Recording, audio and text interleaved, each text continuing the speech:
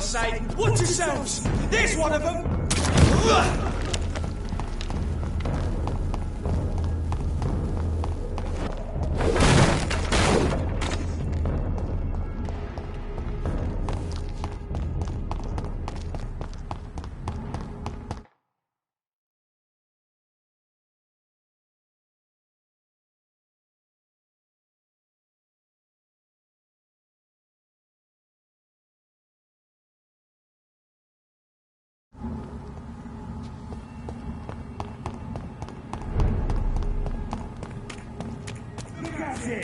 Vicious fucker! I'll send you to hell. Die, beast!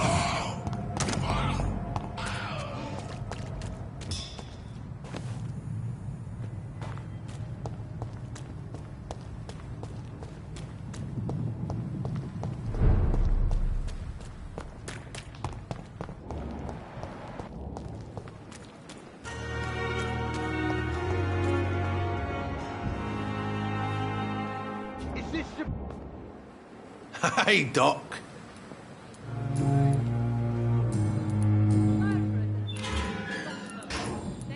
I'll leave you. When I get back, I'll have a word with Tom.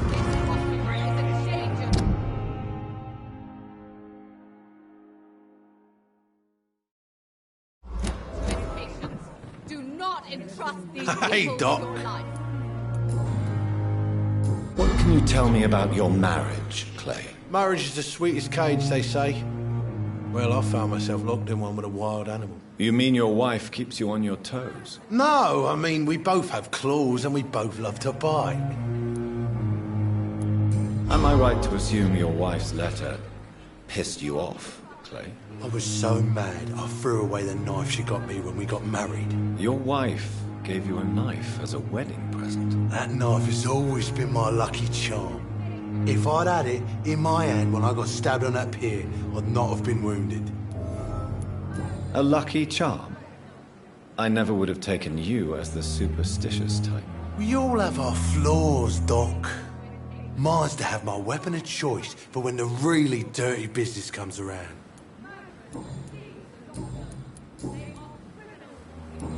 I'll leave you for now, Mr. Cox. I feel sick.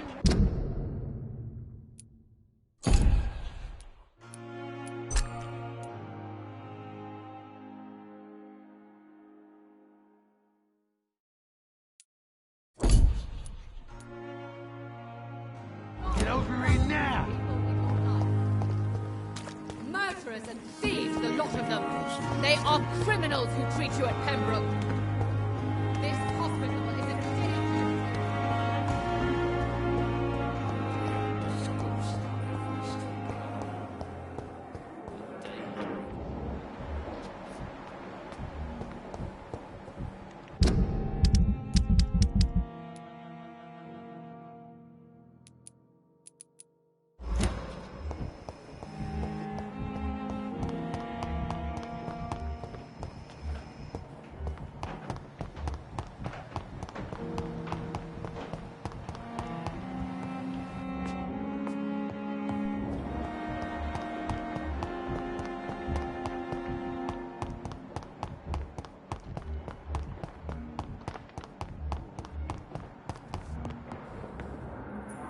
Good evening, Mr. Fiddick. Good evening, Doctor. Is there anything else that's bothering you? Really? Why has no one else asked me that since I got here? I thought I was in a hospital. Unfortunately, you are not the only person who needs help. And complaining about it won't do you any good. Well, perhaps you're right, Dr. Reed. I'm sure if me missus was still alive, she wouldn't be happy with me going on like this.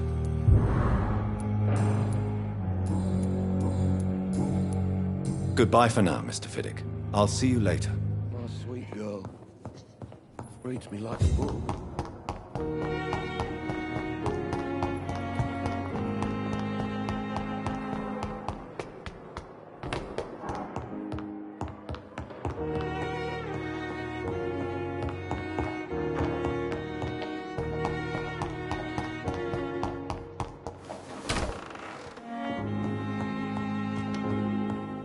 Done.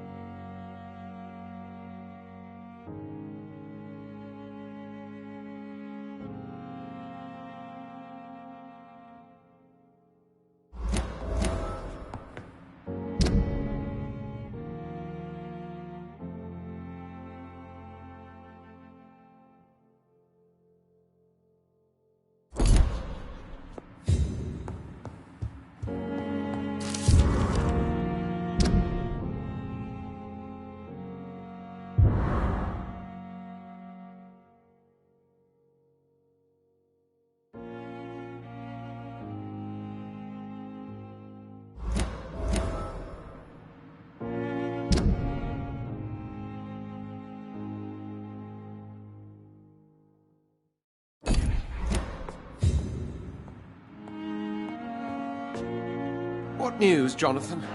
I've heard you've now joined the vampire elite of London. Did Elizabeth tell you? So it's Elizabeth now. My. Things are moving quickly. I turn my back for a moment and away you go.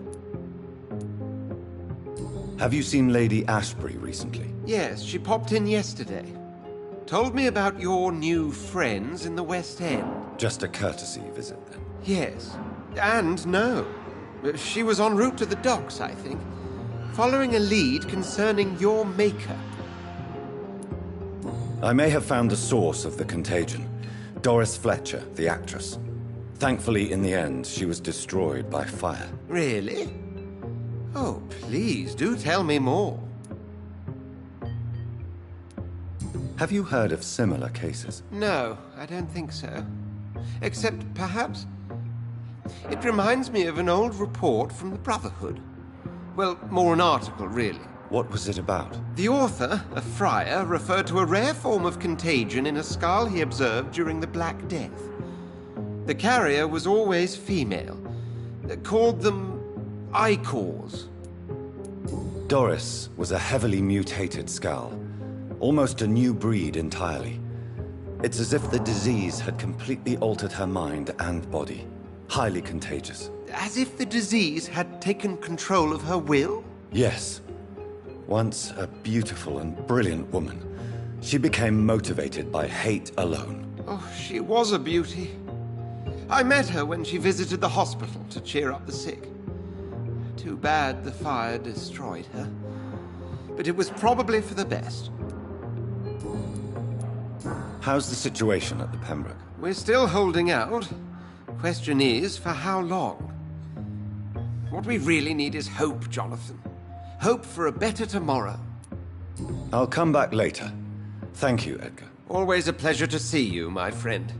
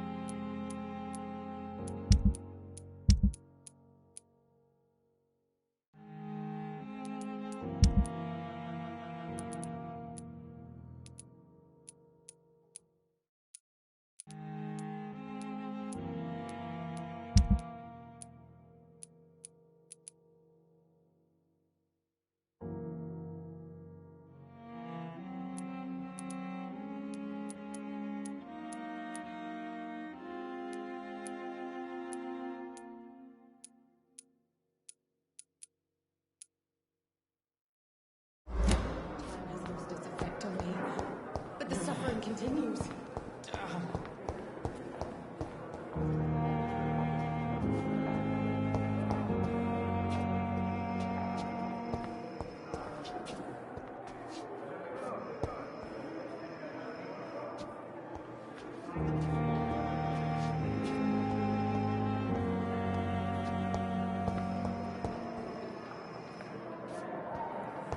I wish I could be sick again. On every street My blood boil with the fever. The daily routine.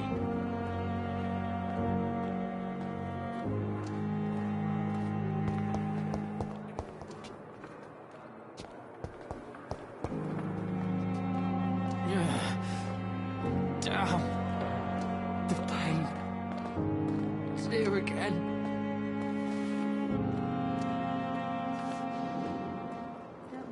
A giant morgue disguised as a hospital.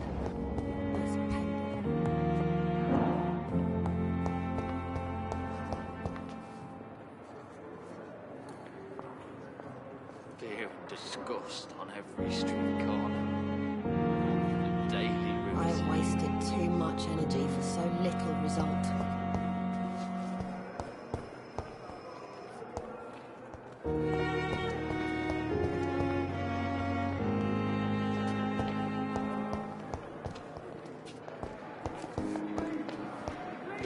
I have wasted too much energy for so little result. The pain. It's here again.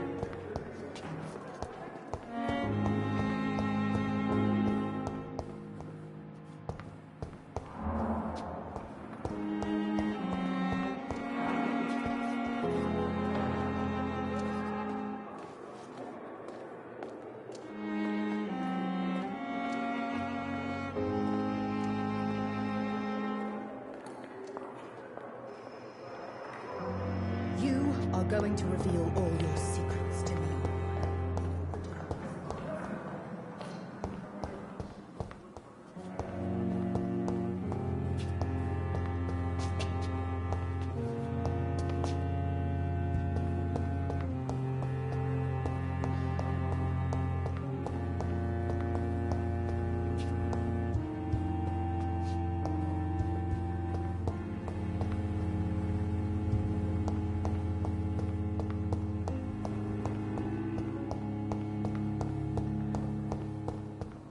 It's locked, all right.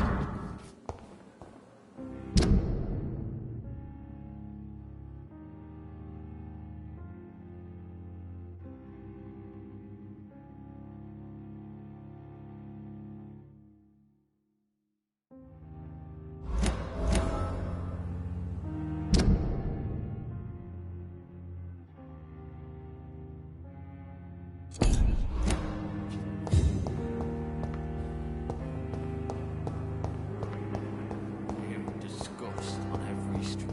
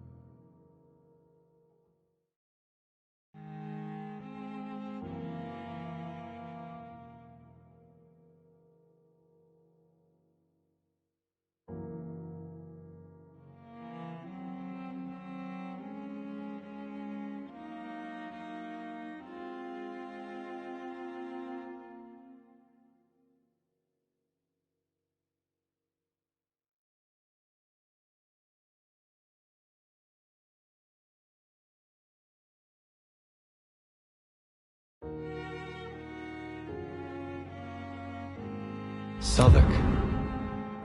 My departure for France as a promising student. My return as a brilliant surgeon, about to be killed. Transformed.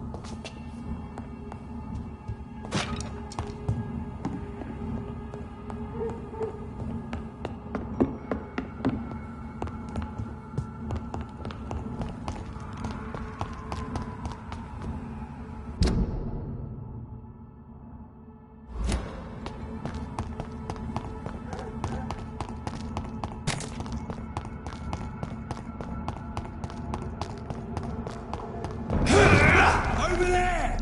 There's one of them vermin!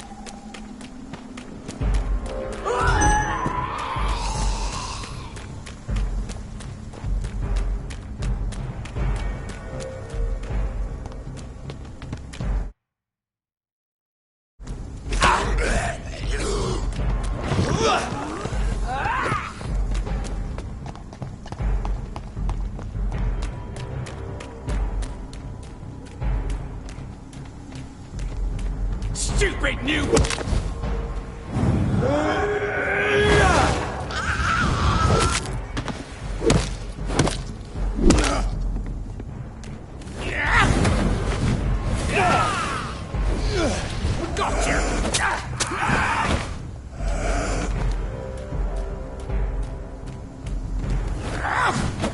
Don't you know better?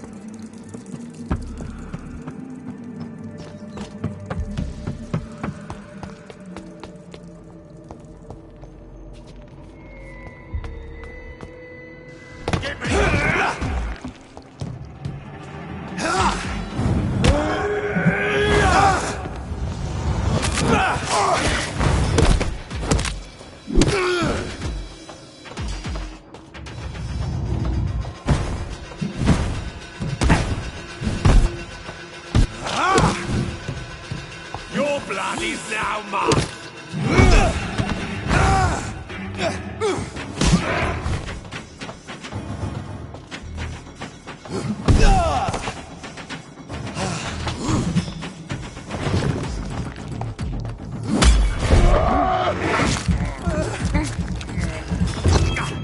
You shall learn to respect the Lord!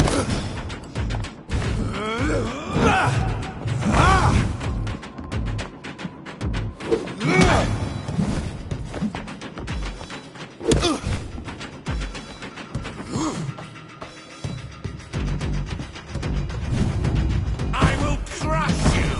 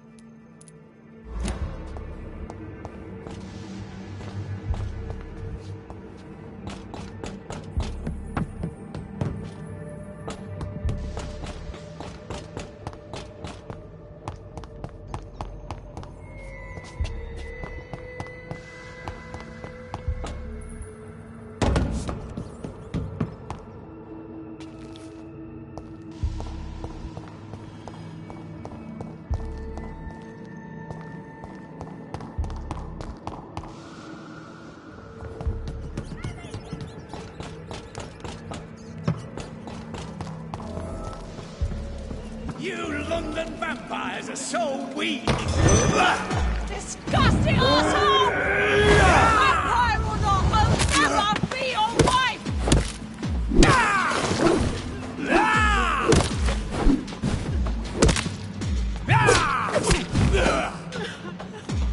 How long are you gonna keep me locked in?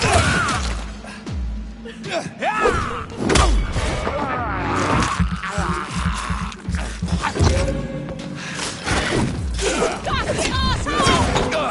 Vampire or not, I'll never be your wife!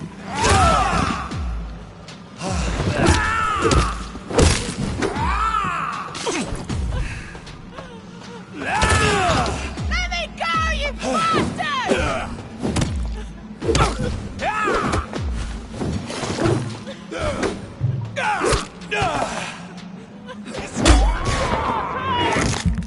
Vampire or not, I'll never be your wife!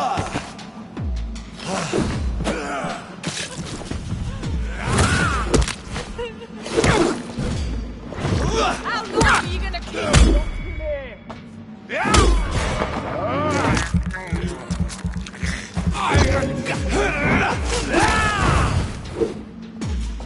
Let me go, you bastard!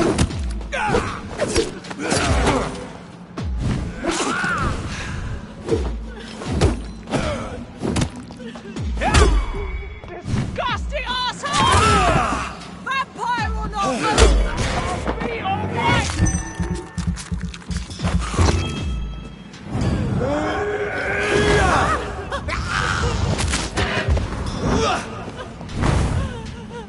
Let me go, you bastard!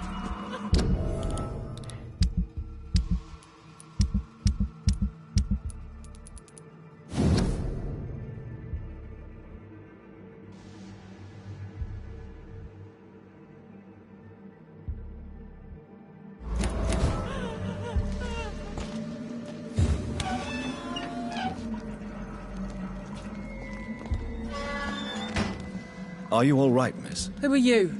What do you want from me? My name is Jonathan Reed. I'm a doctor. What happened to you? Why are you here? I'm Louise Teasdale. I was kidnapped a few weeks ago by a vampire. Don't laugh, please, sir. It's no joke. I believe you, Miss Teasdale. That monster told me my father was dead.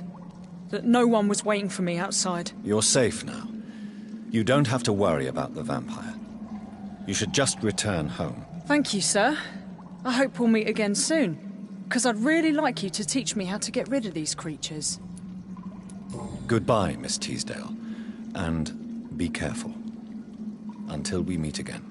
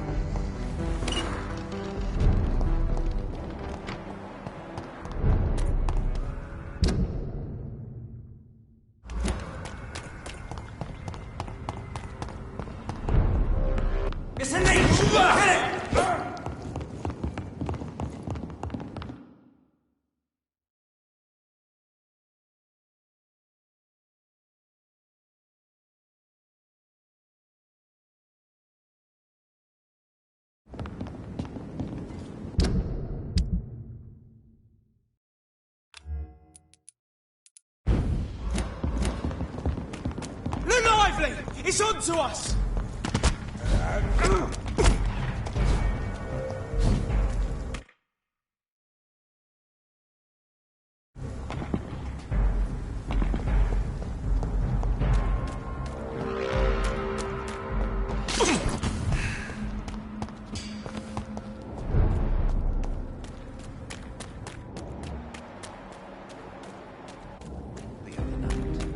Women's right to vote is only... Good evening, Miss... And good evening.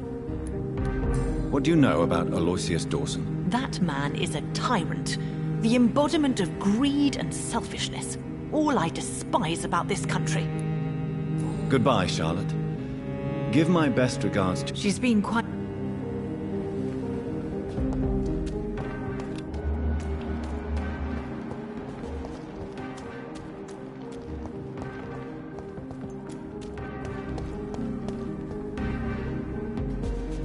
Good evening. I won't...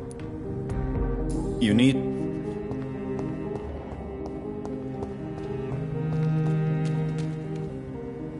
We meet again, Mr. Kimura, in a more peaceful situation. Dr. Reed, still visiting London by night? We must both be nocturnal animals, you and I. After your captivity, I thought you'd be more cautious.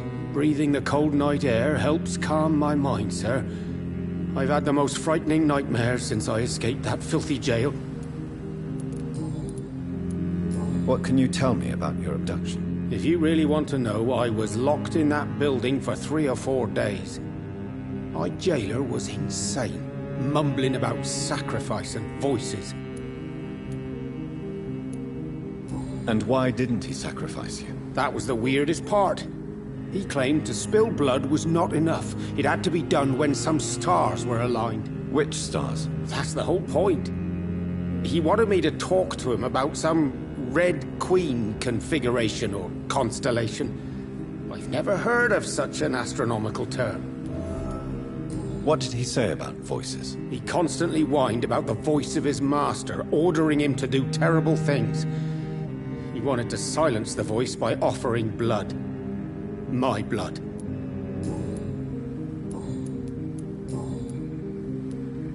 May I ask you what you do for a living, Mr. Kimura? I was a landlord. A wealthy one. And not a very kind one, I realized recently. Why this sudden epiphany? Is it because of your near-death experience? I was already feeling nostalgic about Weymouth, my hometown. With recent events, I'm thinking about going back there. Tell me, Tadao, why was your abductor so interested in your passion for astronomy? I don't know. We met a few times at the Royal Greenwich Observatory. He seemed to share my hobby. Then he invited me to his house and locked me in. Yes, astronomy is a fascinating subject. When I was a child, my mother bought a small telescope for my sister and I. We spent many a pleasant evening stargazing. Stars are not just dots in the sky, Doctor. They are the key to our understanding of the cosmos. They remind us how insignificant we are. You're right. But children love magic and stories. I remember our mother told us constellations have the power to protect us. Protection by the light of the stars. That's sweet. You remember the name of these constellations?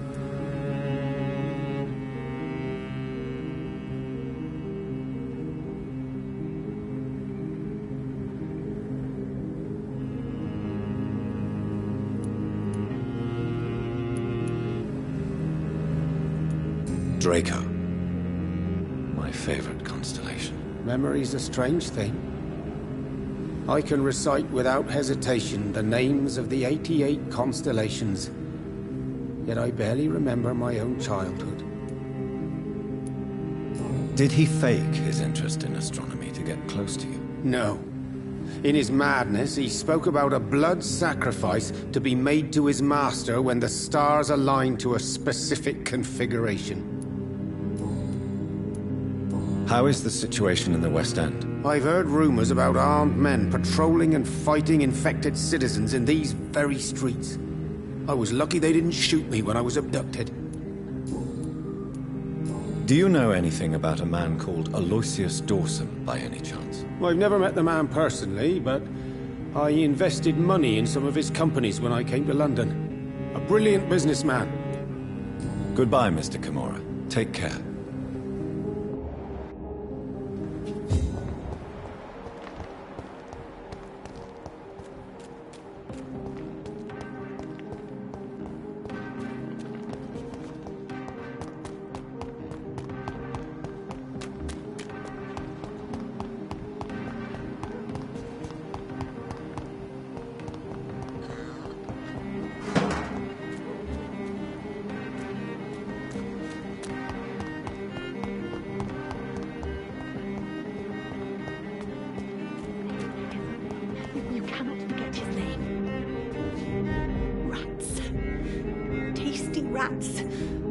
Those clever rodents are cautious now.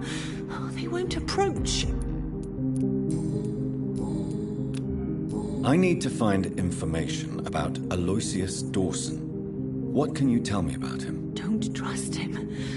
He's looking for the same thing I was. Rats? No, not rats. Something else. I don't remember. I must go now.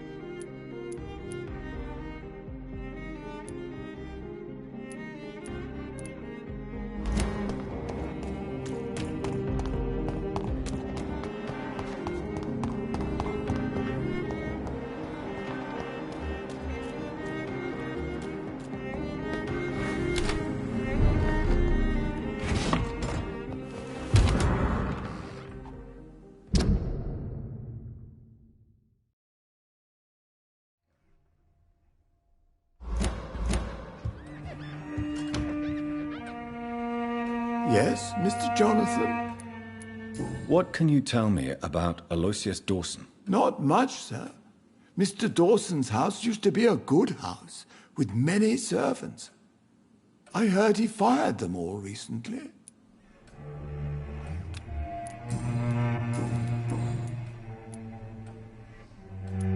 I found an old letter written by my father and addressed to me. Do you know anything about it, Avery? Your father wanted me to give you this letter for your 35th birthday, but you left for the war, and the letter remained in his office until tonight. I realize now you knew my father better than I did.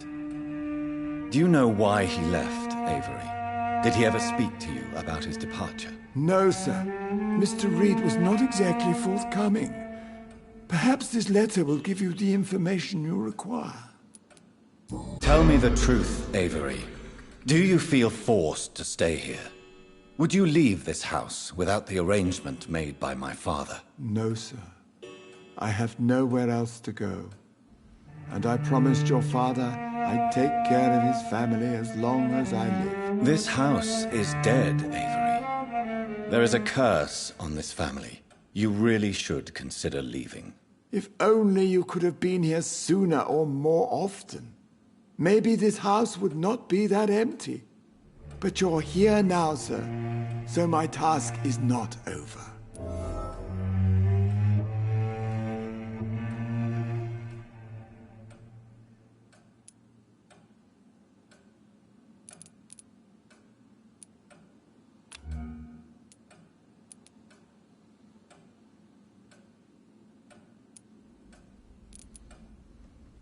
You have served this family extremely well, Avery. Your support during these terrible times is much appreciated. Then I will stay.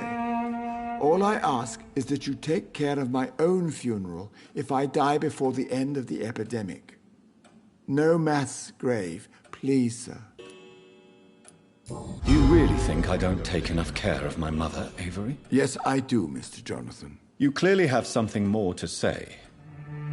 Speak your mind, Avery. I know you work hard to help the sick, but what will you do once the epidemic is over?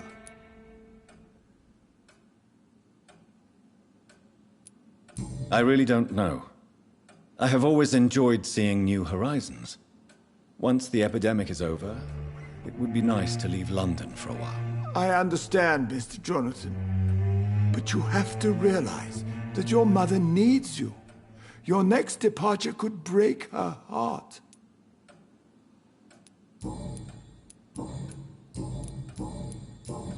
Goodbye, Avery. Please watch over my mother until I return. Of course, Mr. Jonathan. But please return.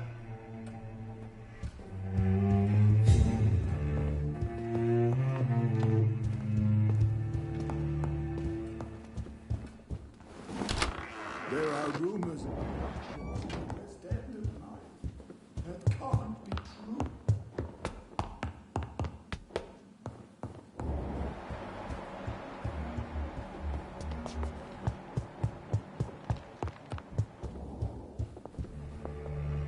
Hello again, Mother. Jonathan, back already? Good, good.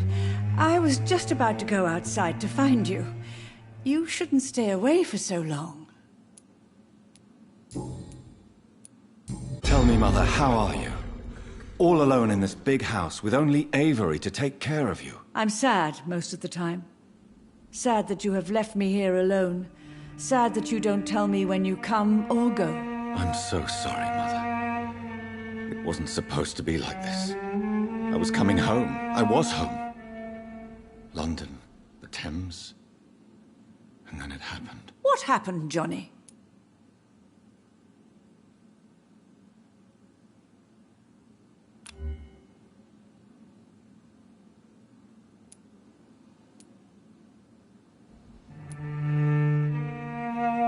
I was attacked, Mother. And I've not been the same since. The important thing is that you finally returned home. I was worried, you know. You were the last member of the family of whom I had no news. Even Mary comes more often than you.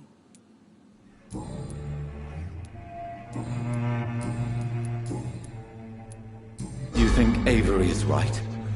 Do you think I should take better care of you? I don't blame you. But you abandoned me, son. A mother should not survive her children. It's unbearable to know you're not here anymore.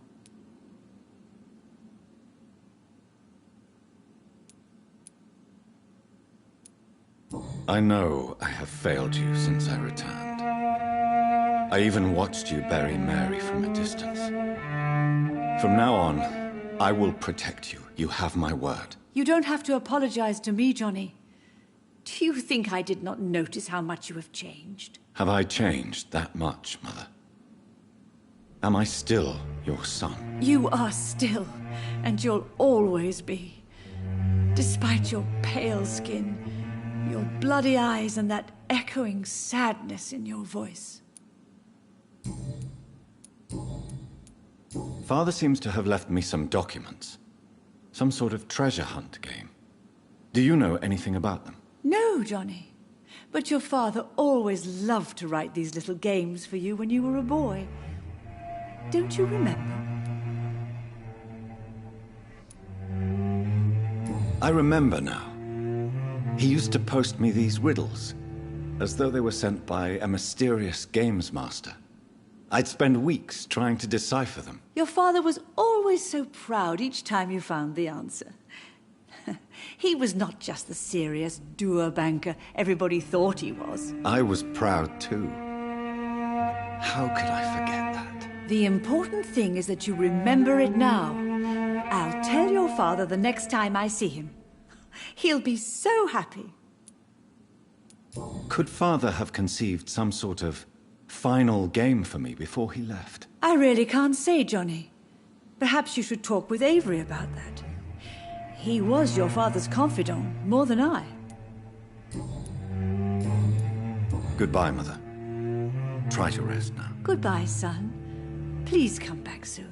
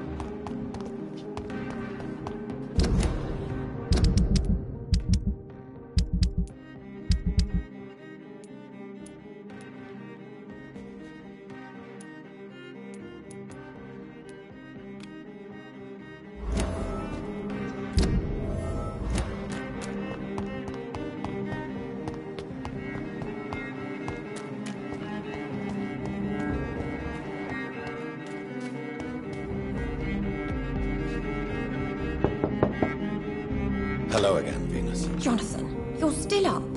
Can't you just knock at people's doors during the day? I'm sure you can spare me a few minutes. For old time's sake. Of course you may enter, Jonathan. I'm so sorry for your loss, Jonathan.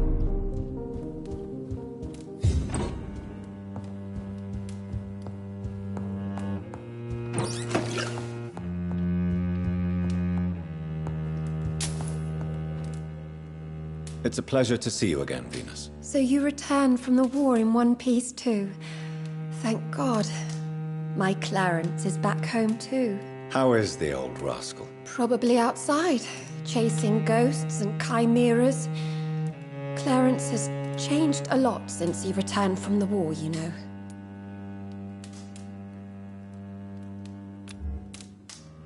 Do you need my medical attention? No thanks, Jonathan.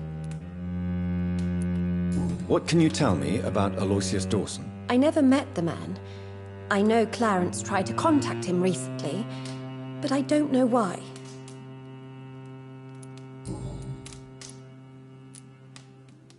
Have you noticed anything peculiar about the neighborhood recently? You mean except for your return to town? No. Oh, and again, Jonathan. Please accept my condolences for your sister. Thank you, Venus. It was so sudden, and I've been so busy, I haven't spoken to anyone about it. I wish I could have assisted at the funeral, but, you know, it's been so quick. And what with the epidemic in the streets? There's no need to apologize, my dear. It's normal, considering the circumstances. No, it's not. I am sure that Clarence has not even thought to present you his condolences. He is too busy with his penny dreadful stories. Why is my return so surprising? It's more an unexpected happy end than a surprise. You and Clarence, back from the war. You have no idea how hard it's been for me. Venus, why do you worry so much about your family's reputation? Everyone laughs at Clarence now. And they avoid me because they believe I share his insane opinions. I'm a leper in my own community. How have you been since the last time we met? How long has it been? 3 years now? I've done my duty, like all British women. You have no idea what it was like to wait for months without knowing if I'd still be a wife or a widow. I understand. Luckily, this part of town has been saved from the worst of the bombings, from what I've seen. Yes, and it's also true about the epidemic. The flu has killed here too, of course, but not on such a large scale as in other parts of town. Tell me about Clarence's obsession with vampires. It drives me so crazy it makes my stomach hurt. I was so relieved to have him back. But I quickly realized he'd lost his mind in France. I understand your irritation, Venus. But you have to accept the trauma Clarence endured on the battlefield. The question is simple, Jonathan. Is my husband mad? Yes or no? Do vampires exist? Or is Clarence a lunatic? The important question is, what do you really think of your husband? I'm tough, Jonathan. He should have told me the horrors he witnessed, however appalling it was, instead of inventing a fantasy about blood-drinking monsters. So you don't believe Clarence? If poor Mary, bless her soul, had tried to convince you of the existence of bloody vampires, would you have believed her? Seriously?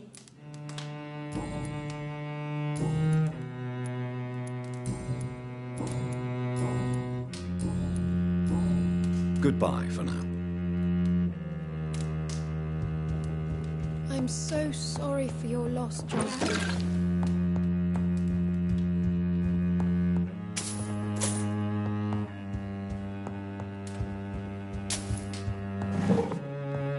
You know that you are always welcome here. But at this hour of night?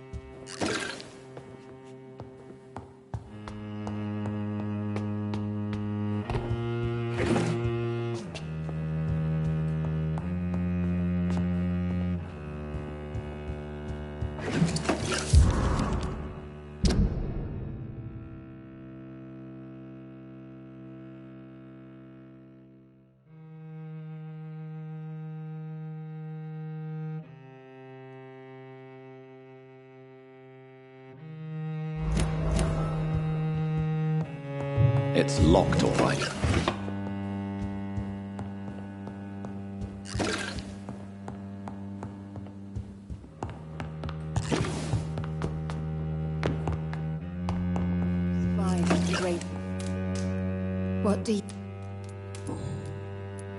What do you think about Clarence squandering his fortune on his obsession? Soon we'll be poor and forced to sell the house.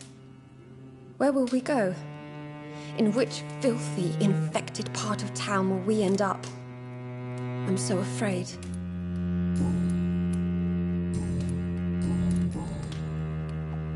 You know that you are always welcome.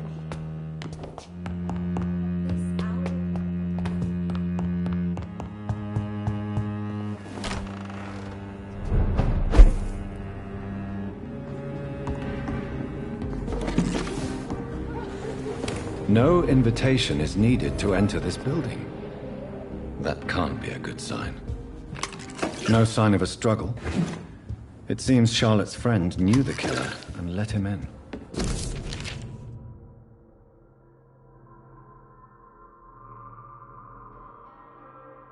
Emily wanted to become a vampire. Something must have gone wrong. Someone is responsible for this mess. But who?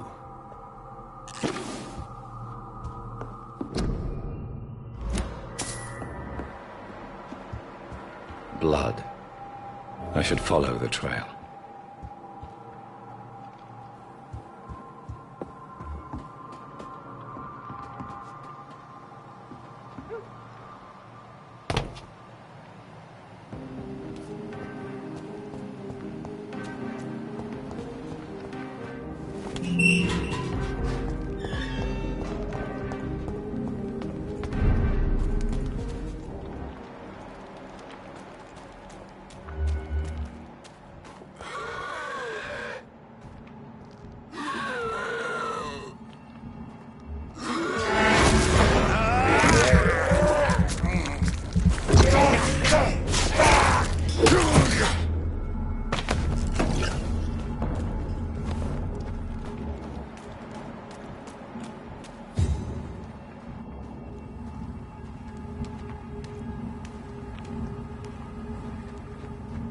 Who are you? What are you doing here? I could ask you the same question. I'm the Marquis de Bois-Colombes, and I strongly invite you to find your own game, sir. I appreciate the invitation, but I'm here to solve the mystery concerning the death of a young woman killed by a vampire. A young woman killed by a vampire? Oh, you're joking, right? Oh, I do love the British sense of humor. And who exactly are you? I am Jacques-Michel Guillaume Florimond de Marquis de Bois-Colombes, at your service, my dear cousin. Dear cousin? Are we related? We could be of the same blood, my dear. I tend to consider all Econs as family, don't you? You're French, but your English is quite good. I was born in France, sir, but I consider myself a traveler of this world. So many countries, so many tantalizing tastes. What are you doing here? I recently decided to visit London. I've always dreamed of visiting a city on the verge of collapse. Such a delicate, yet intense spectacle. What do you plan to do here? Take pleasure. Take pictures. Enjoy the show. Have fun. Believe me, I won't be the only foreign immortal who bought a ticket to the fair. You take pleasure from others' misery. I have been a totally depraved and immoral creature since the day I was reborn, sir. And probably before. I followed the trail of blood from her room to here. Oh, you're referring to that young woman. Yes, the meeting turned messy. I'm afraid I ruined my last redingote. So you admit you murdered her? I admit nothing, my good sir. I only regret the blood of that girl staining my clothes. Oh, blood can be so messy. What happened? She wanted to become one of us. Not the first time I have received such a proposal, but I must admit her direct approach tempted me. And then what? The body rejected my blood. It happens, you know, sometimes even with voluntary prey. At least her gurglings brought me some fun, until the artery burst.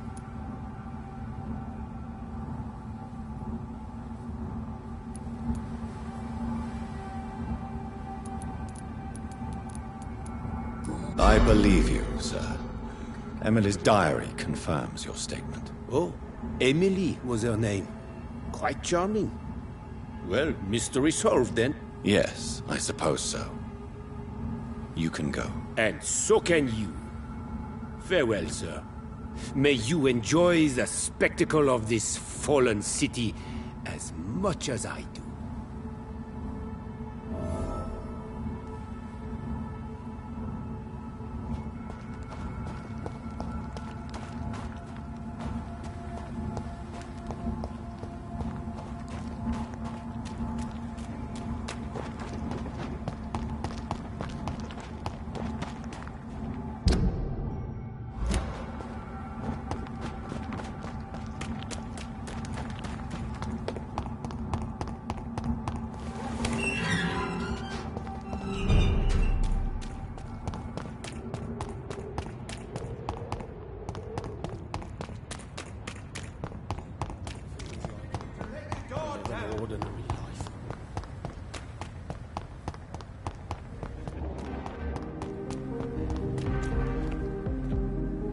Good evening, Miss Ashbury. And good evening to you, Dr. Reed. I have found out what happened to your friend, Emily. I can handle the truth.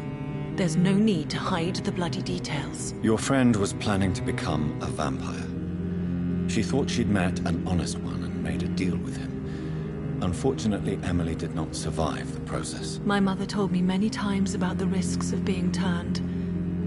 I often suspected she exaggerated the danger to avoid me being tempted. No, the risk is real.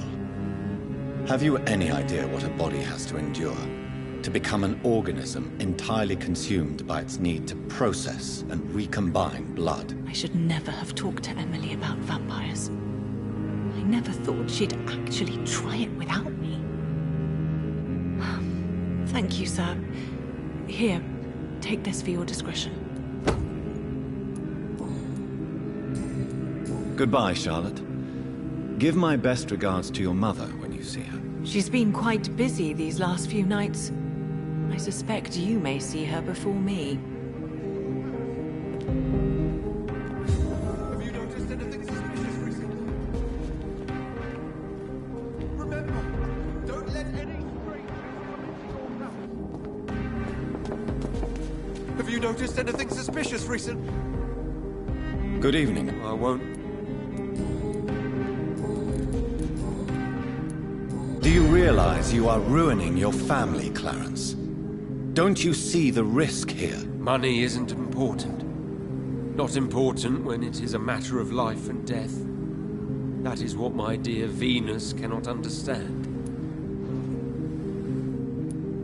I can't believe I'm telling you this, but if warning people is that important to you, why not choose a more efficient way to spend your money? Don't you think I tried?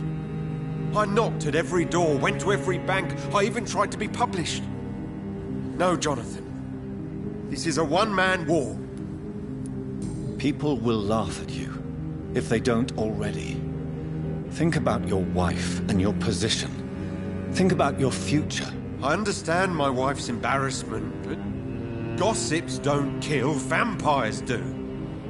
There'll be no future if people don't open their eyes. You need some rest.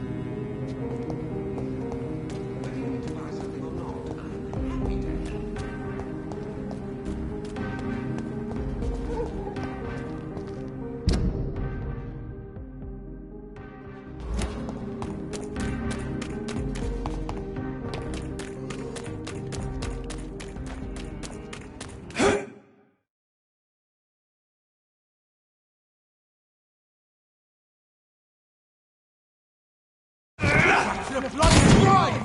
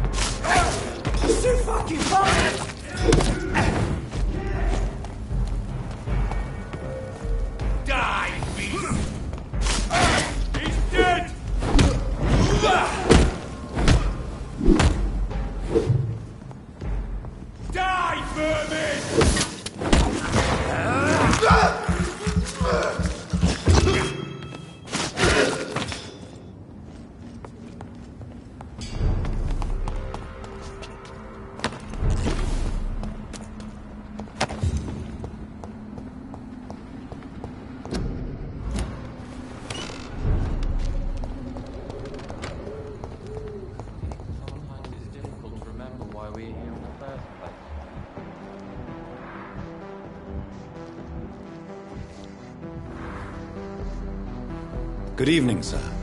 I am Dr. Jonathan Reed. Do you need my help? Yes, please. Would you be kind enough to tell me what the time is? That's all you need to know. Well, is it not important to know? As important as where you are? Or who you are? I suppose you're right. And who are you then, sir?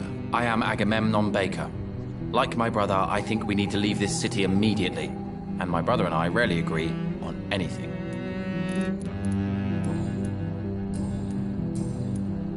May I ask what you're doing outside at this hour of night? I don't know. You should ask my brother instead.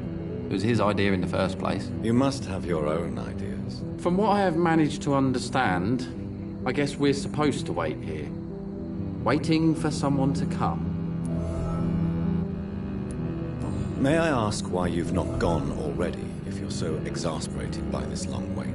I believe fear is holding us back. My brother would have said it's laziness, but it's just because he's prouder than I am. What can you tell me about this part of town? It's the only place I've considered myself happy. Or at least that's what I believe.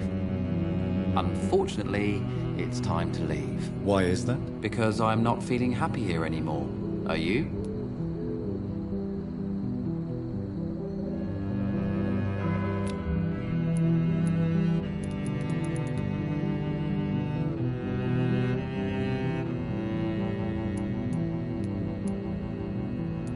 No, I'm not. Good for you.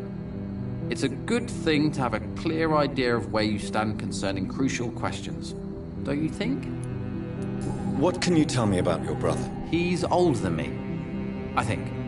But the important thing is that I really hope I'll die before him. Grief would just kill me, you know? Is that all? Pericles is very attached to this city, and without my insistence, he would never leave this place.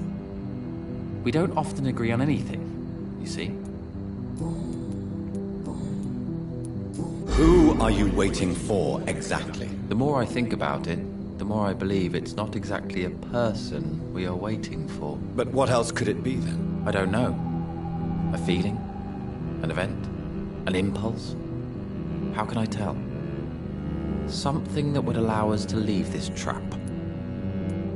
I'm afraid I'm not following you.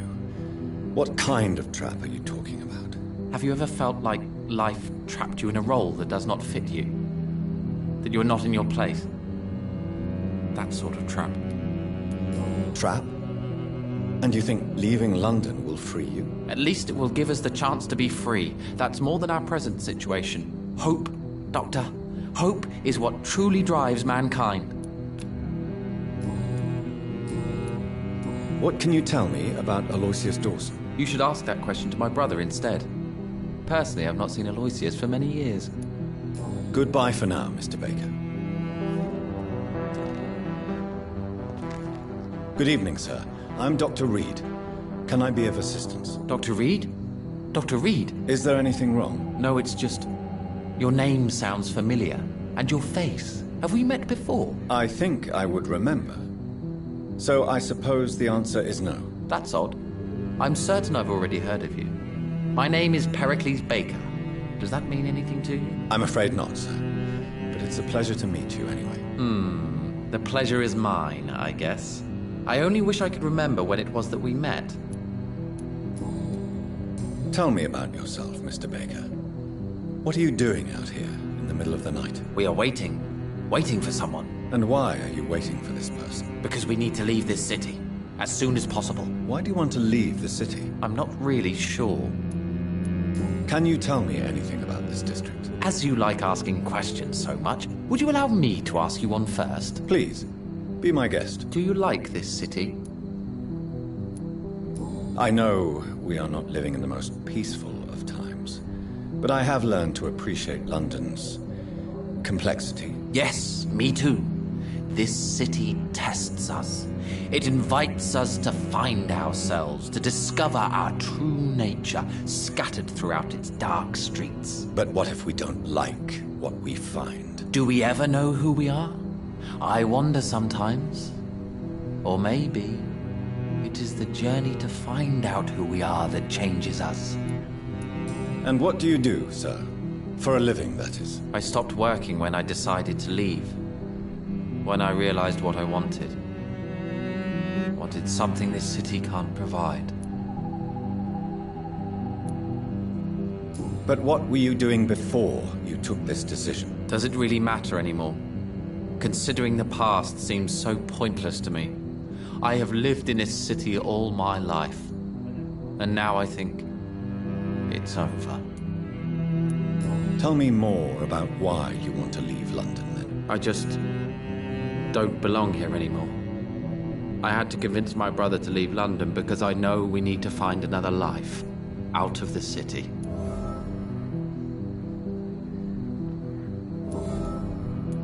Pericles, tell me why your brother disagrees with your presence here. Agamemnon is naive sometimes. Although don't consider him a fool, sir. He is often more lucid than me.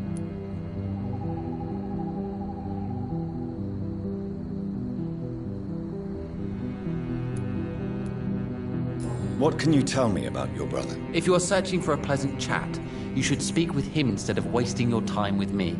He has always been the more gentle of us. That's it? That's all you can tell me about him? For the time being. True kindness is the most valuable quality, my good sir.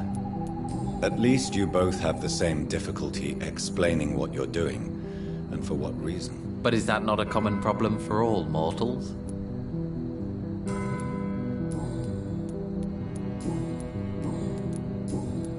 Who are you waiting for? I'm sure he has a name. I really can't answer that question, since I don't know that person. And why is that? This person is mostly my brother's acquaintance. I don't even know his real name. Only that this man could help us leave this city once and for all. But why would you need this person's help to leave London anyway? Well, I thought we should have left this cursed place already, but my brother convinced me to stay a while longer, and here we are. What can you tell me about Aloysius Dawson? I've heard this is a man who has searched for his place in the world for a long time. I hope he found it. Goodbye, Mr. Baker.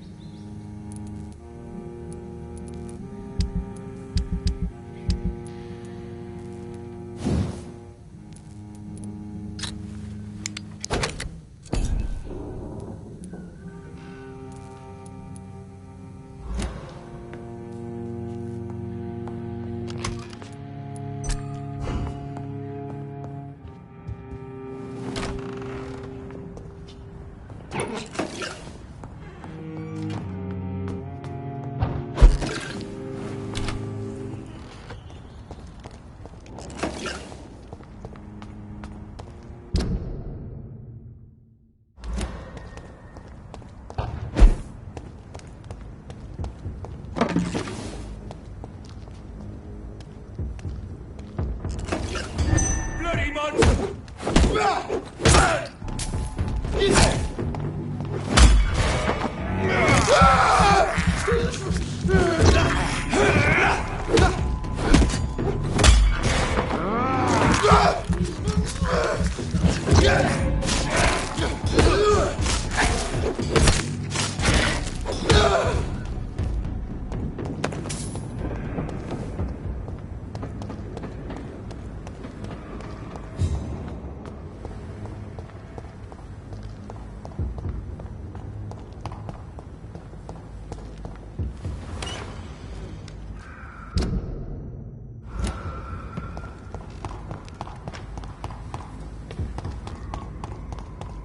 Over there! There's one of them vermin!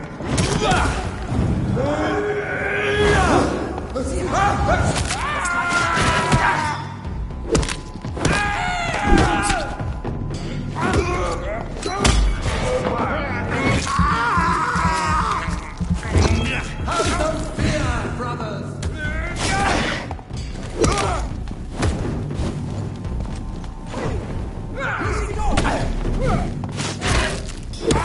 Christ, he's dead!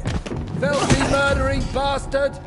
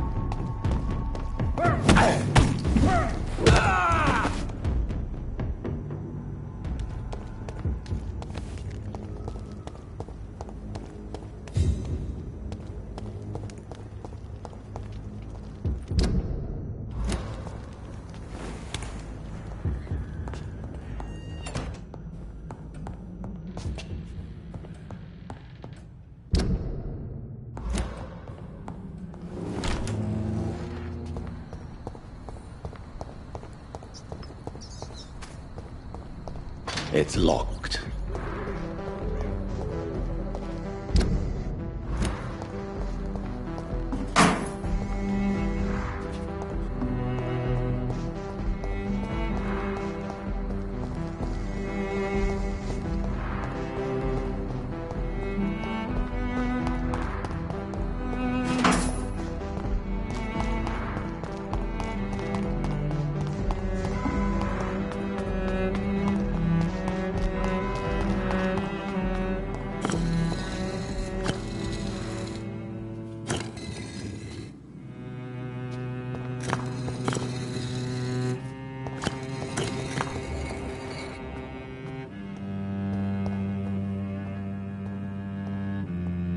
Perhaps London will survive the epidemic, but I see terrible trials awaiting in the future.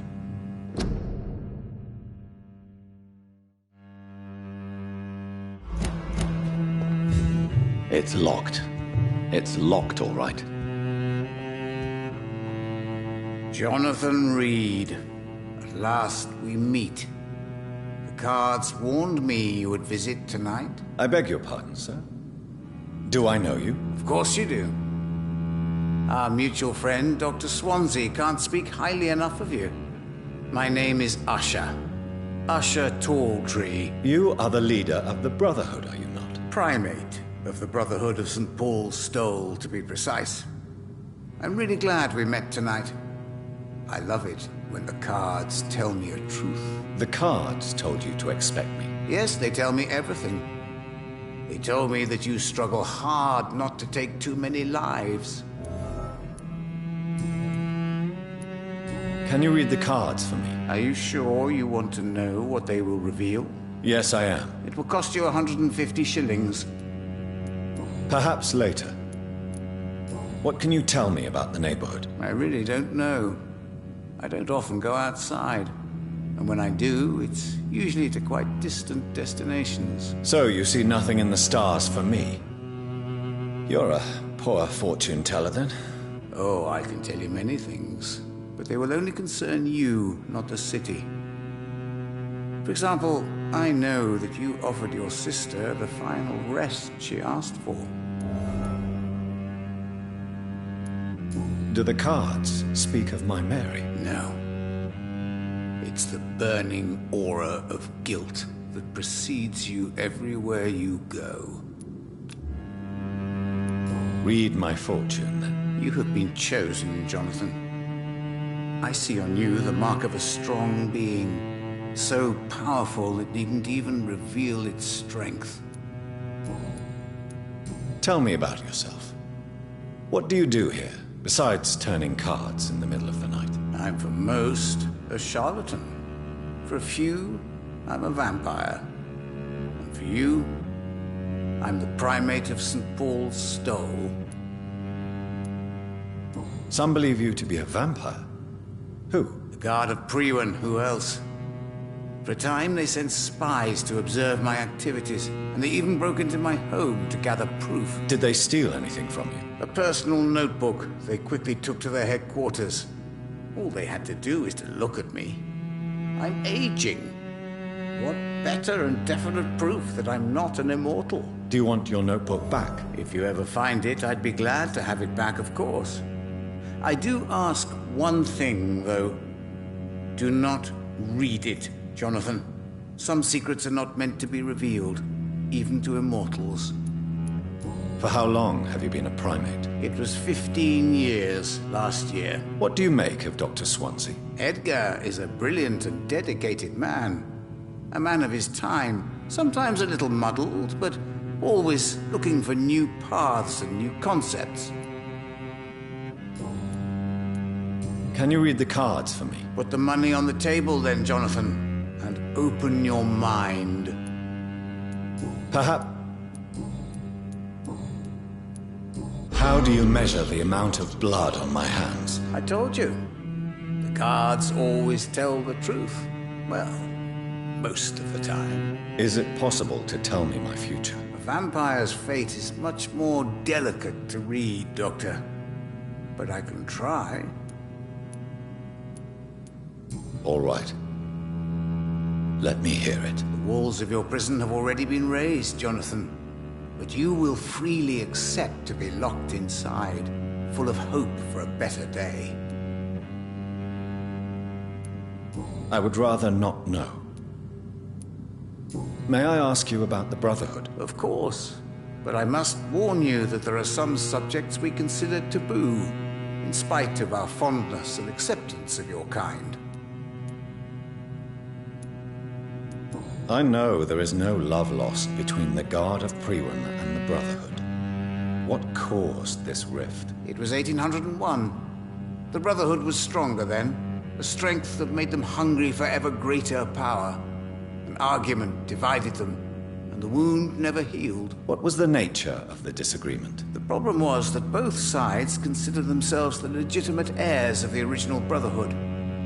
We divide up the books, the relics, not always fairly or with consideration. Who founded the Brotherhood? That's precisely the kind of question I cannot answer.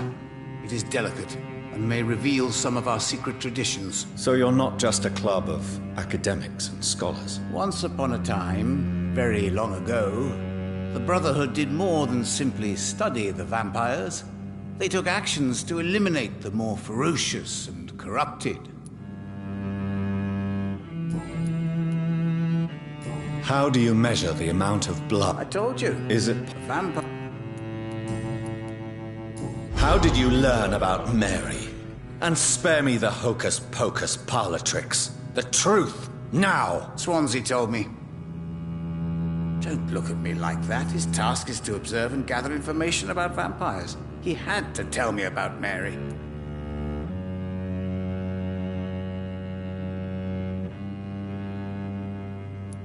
Mary did not deserve her fate. She had already suffered enough during her life. And yet the pain and the suffering went on after her death. Suffering is part of the immortal condition. Some prefer to lose their minds rather than face the simple truth. Pain will never stop. Is there anything you could tell me about Aloysius Dawson? Aloysius Dawson. Yes, of course. We met on several occasions. With time, he got deeper and deeper into the occult. He's not the only one. It's been quite the fashion for several decades. The Golden Dawn, for instance, is just one example. True.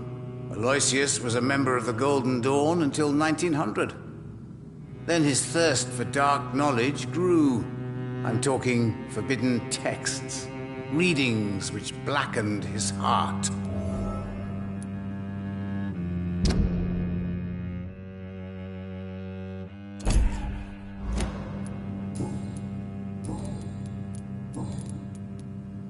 Can you read the cards for me? Put the money on... Here is the money. The Sorceress. A heart-shaped trap built to entangle a loved one. Mirrors on every wall to see her own reflection constantly.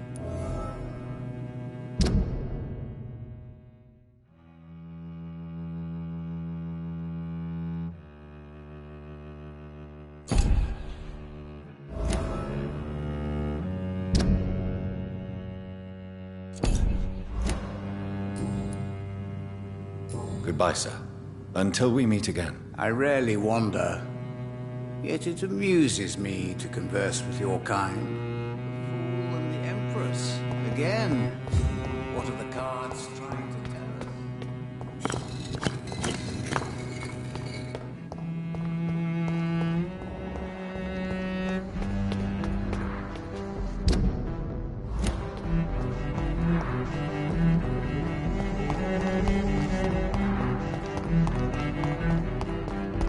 It's locked, all right.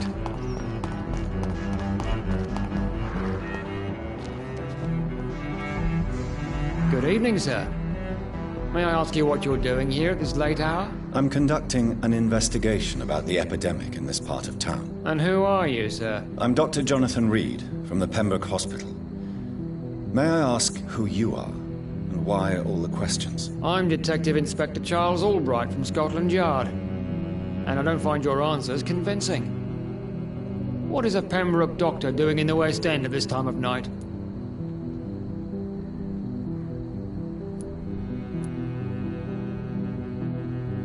I'm here on my own, sir. I have no official appointment other than my desire to save lives. Then we have the same objective, sir. The difference is, to catch my suspects, I use a magnifying glass and handcuffs instead of a microscope. Do you know anything in particular about a man called Aloysius Dawson? Who doesn't know the man? I think he intervened personally to put an end to the police strike of last August. What else can you tell me about him? Aloysius Dawson is exactly the kind of powerful and influential man who could commit murder and get away with it, with just one phone call. What are you really doing here? I told you. I'm a detective inspector from Scotland Yard, investigating suspicious cases in the area. Do you work alone? Yes. The situation is difficult for the police. Many of us are sick, and since the summer strike, most men apply a work to rule on their patrols. What about the situation in the East End? Why are there no police there to protect the civilians? I know, it's a shame, but we just don't have enough men to cover the entire city. What can you tell me about this district? I'm the one asking questions, especially when there's a killer on the loose. What killer? I'm not going to discuss that with the civilians, sir. Haven't I told you about the investigation I'm conducting? Perhaps I could help you. All right, without giving you too much information, I'll tell you this. I'm convinced there is a homicidal maniac on the loose, using the epidemic to disguise his kills.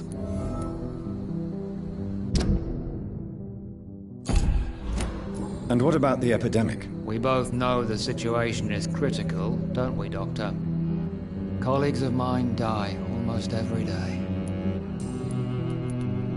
Why are you investigating at night? Criminals rarely act in daylight, you know. But since you are also a night worker, have you noticed anything strange which requires police attention?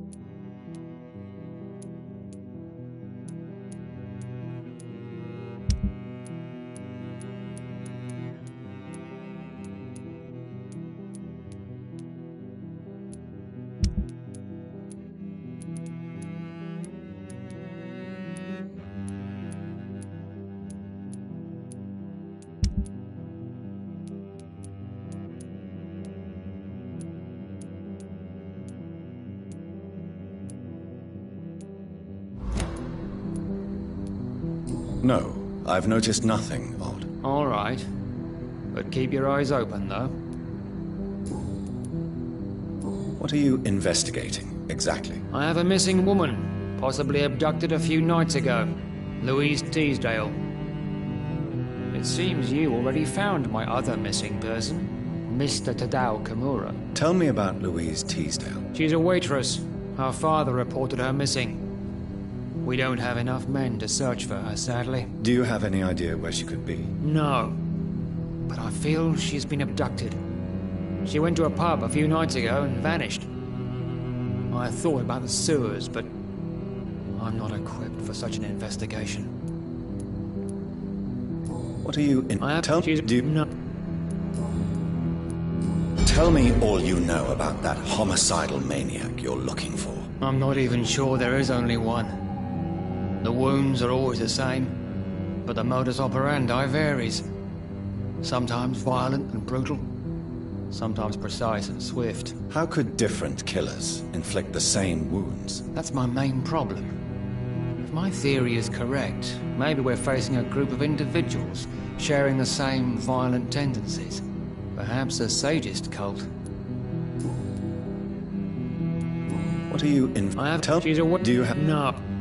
Goodbye, Detective Inspector Albright. Goodbye, Dr. Jonathan Reed. I'm sure we'll talk again soon.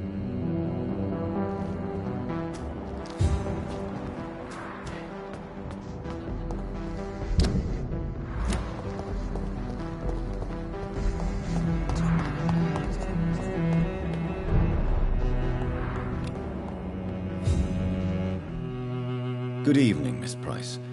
How are you tonight? Dr. Reed, I didn't know you had returned from the war. I had a new doctor when you left, but he's not as kind as you. Always glad to see a former patient in good condition. It's been a long time. Too long indeed. And as a token of my appreciation, I'll grant you the best price if you fancy buying anything from my humble shop.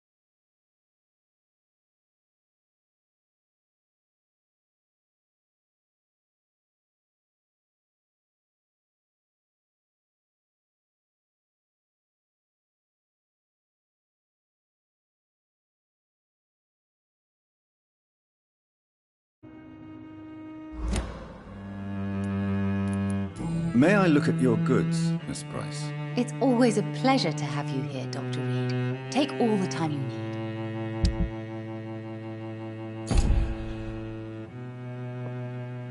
Dr. Reed. Good evening, Miss Price. You know... What can you tell me about yourself, Miss Price? I'm still managing my shop. The only difference is, since the quarantine, we're open at night. You, on the contrary, seem to have changed a lot. Really? Have I changed that much? It must have been the war and the night shifts since my return. Don't get me wrong, Dr. Reed, you're still handsome. Just maybe a little bit wiser, more serious. It suits you well. Tell me more about yourself. No new fiancé? I remember you were hoping to get remarried. I'm sure you must have a few suitors. Who would marry an old bat like myself with a grown daughter and a little business? As you know, I only fancy handsome men like yourself.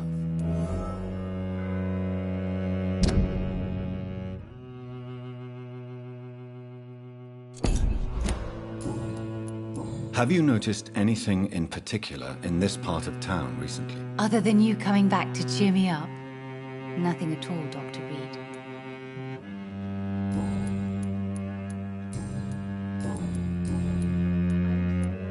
Does your daughter still worry you, Miss Price?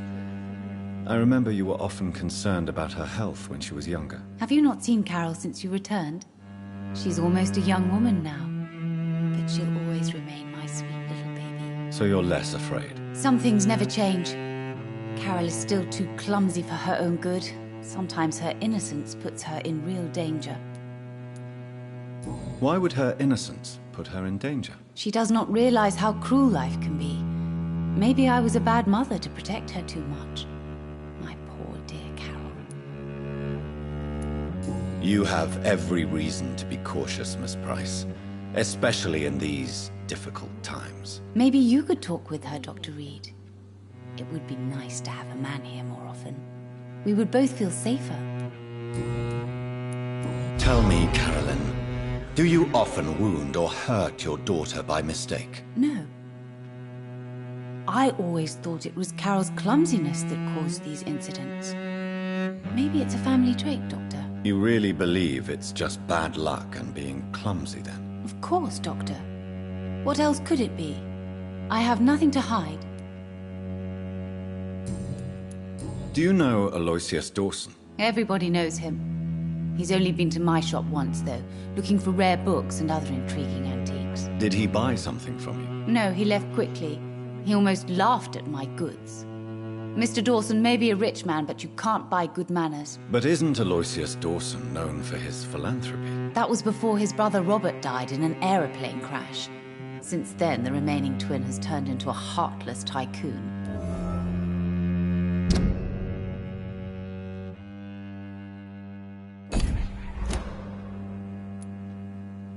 Goodbye for now, Miss Price. Dr. Reed, I am glad to see you. Good evening, Miss Price. I'm Dr. Reed. Do you remember me? Dr. Reed? Yes, of course. You are the doctor who healed me and my mum. Good evening, Dr. Reed. Good to see you too, Carol. Are you all right? Oh, yes. I did not hurt myself recently. I know how to take care of myself now. I'm almost a grown-up. Why are you awake at night, Carol? I am helping my mother in her shop. It's not easy, but I'm a grown-up now. Why is work not easy? Is something or someone bothering you? Oh no, most people are gentle with me. But I'm so nervous sometimes. I pay no attention and hurt myself. Good thing my mum learned first aid.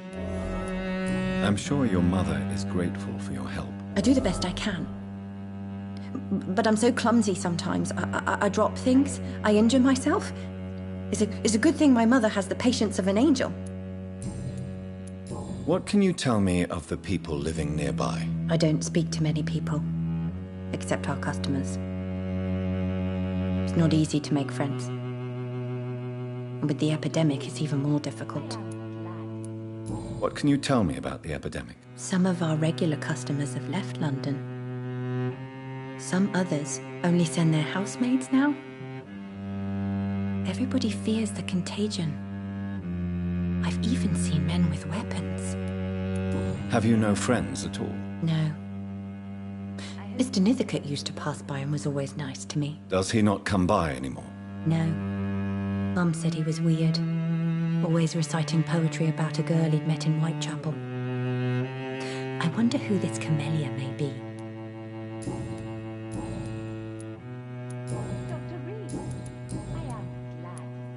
Is it true you often hurt yourself, Carol? Yes, it's true.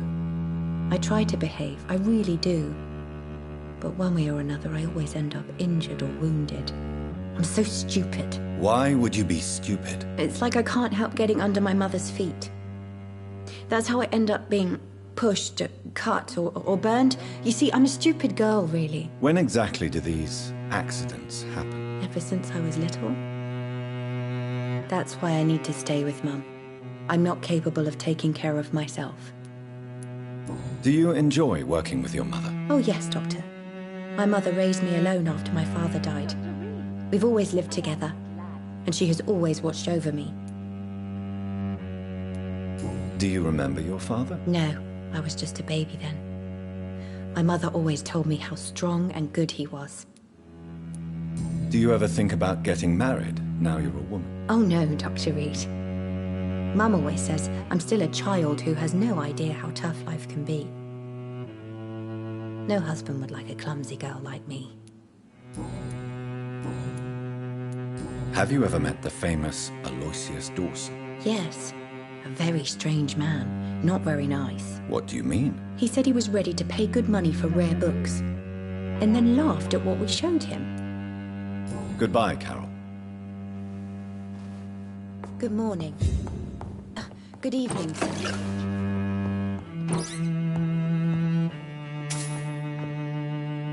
Good evening, Miss... You know...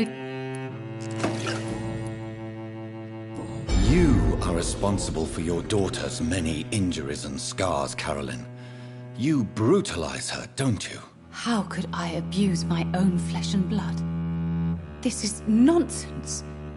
It would be like hurting myself. You really believe you've done nothing wrong, don't you?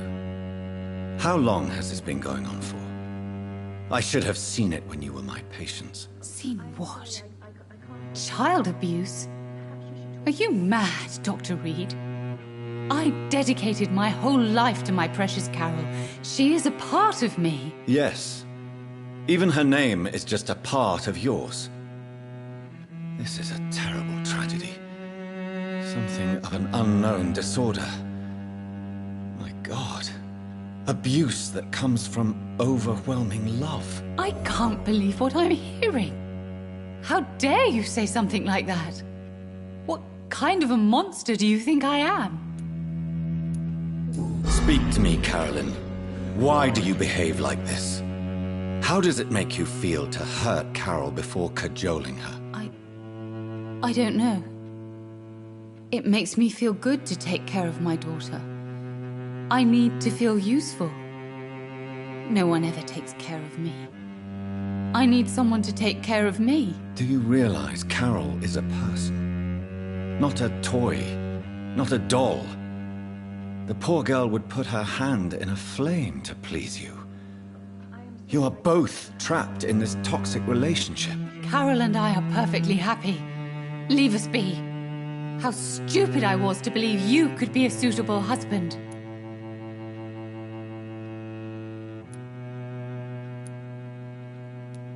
I'm not judging you, Carolyn. I believe you're a victim too. I'm just trying to explain that you need medical help. You will not separate me from my flesh and blood, Dr. Reed. We'd rather die.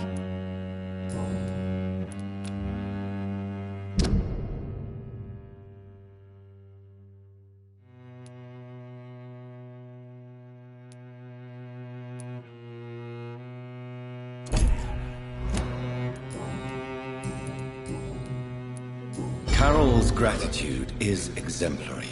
She seems determined never to leave you. I'm taking care of my daughter as well as I can. It's not always easy, but she's the best gift life gave me. But she'll probably leave you someday to live her own life.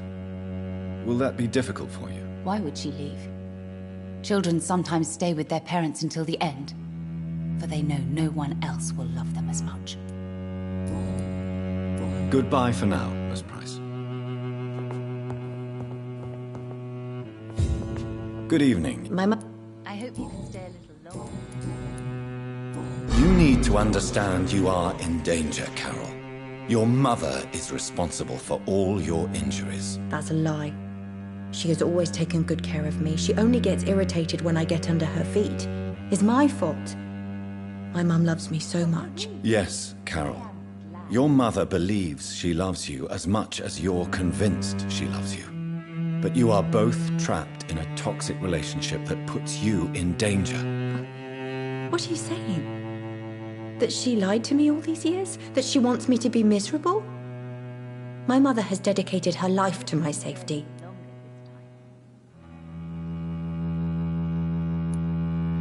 Your mother is terribly sick, Carol. She suffers from one of the most sadistic attitudes I've ever encountered, and tortures you with a twisted sense of love. No, my mum loves me and only wants the best for me. It's my fault if I can never do anything right. She deserved a better girl than me.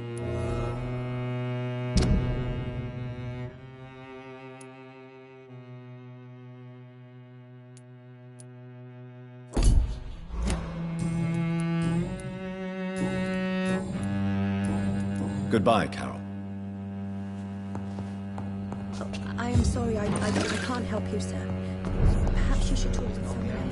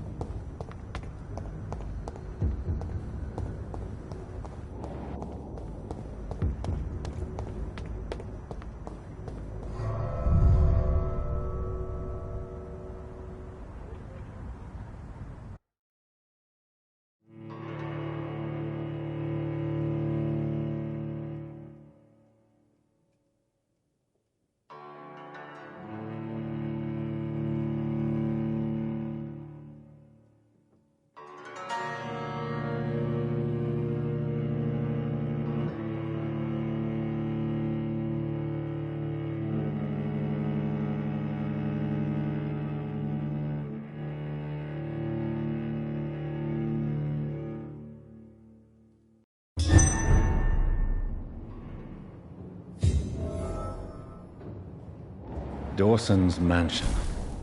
Here I am at last. But the question remains, am I ready to make a dying man my progeny?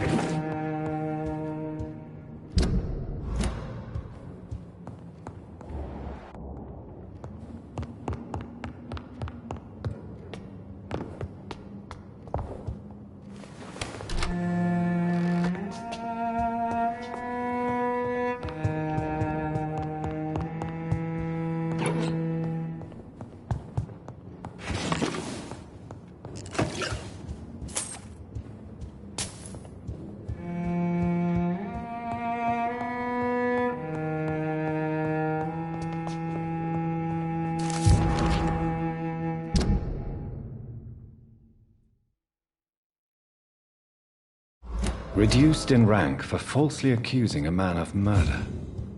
I wonder what Inspector Albright thinks about his punishment.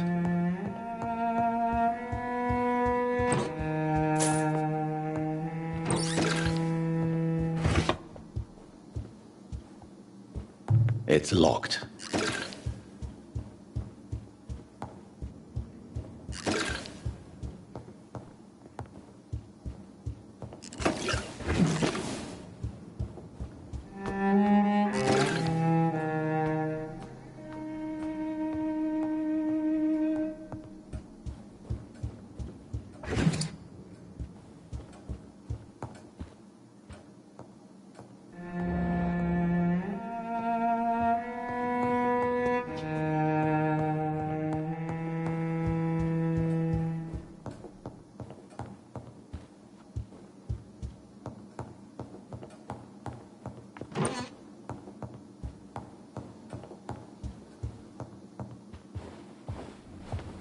Finally you're here, Dr. Reed.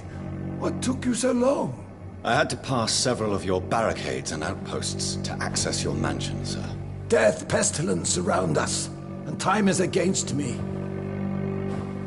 I see you've gathered some of the most expensive, albeit experimental, blood transfusion equipment available.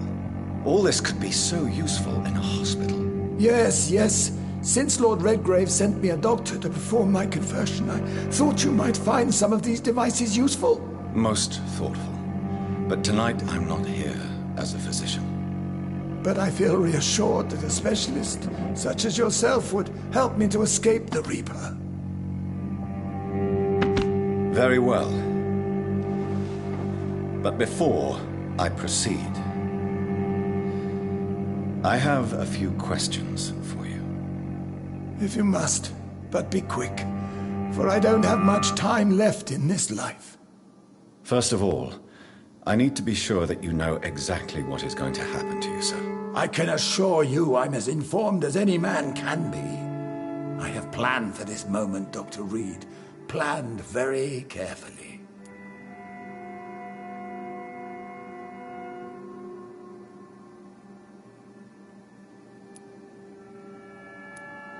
Sir, I'm going to end your life. Do you not wish to discuss the procedure for even a minute? I don't have a minute to indulge in idle chatter. I can't feel my legs, and the cold, so cold.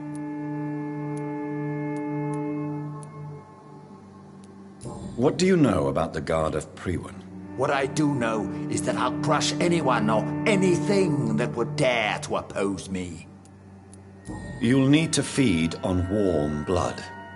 Blood from mortals. How do you feel about that? I'm rich, Dr. Reed, and powerful. I'm sure I'll be able to acquire all the blood I need without ever having to sully my own hands. I will become your maker.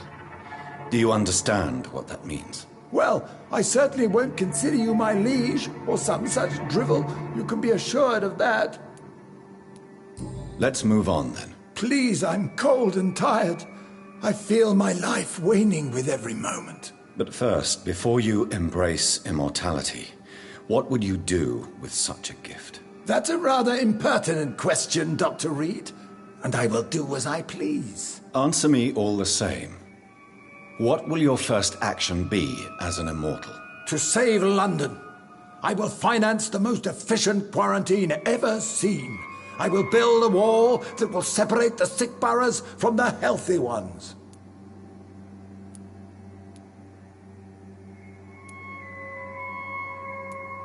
You really plan to build a quarantine wall across London? Yes, it will be tall and strong, separating the wheat from the chaff.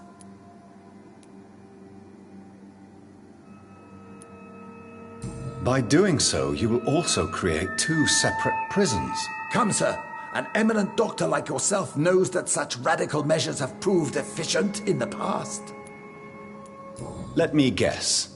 You mean to isolate the rich from the poor? This is a desperate measure for desperate times. England must prevail, Doctor, no matter the cost. Quarantine is not a bad idea, medically speaking. But I'm convinced this epidemic will not be contained by mere walls. As long as the right people are on the right side of the wall, that's all that matters. But you can't guarantee infection will not spread. Just one contagious carrier would be enough to create an apocalypse. The apocalypse is already knocking at the gate. We must be strong now. What if a new outbreak happens inside your walls? You'll have created a giant trap. That won't happen. As long as we dispose of anyone that is contaminated as soon as they are spotted. Who gave you the right to decide the fate of thousands of people? My money. My money and my pending immortality gives me the needed authority, Doctor. I'm a businessman. I'm used to tough decisions. I've heard enough. It's time to proceed. At last. All right, do what you have to do. If it hurts, so be it. I've been preparing such a long time for this.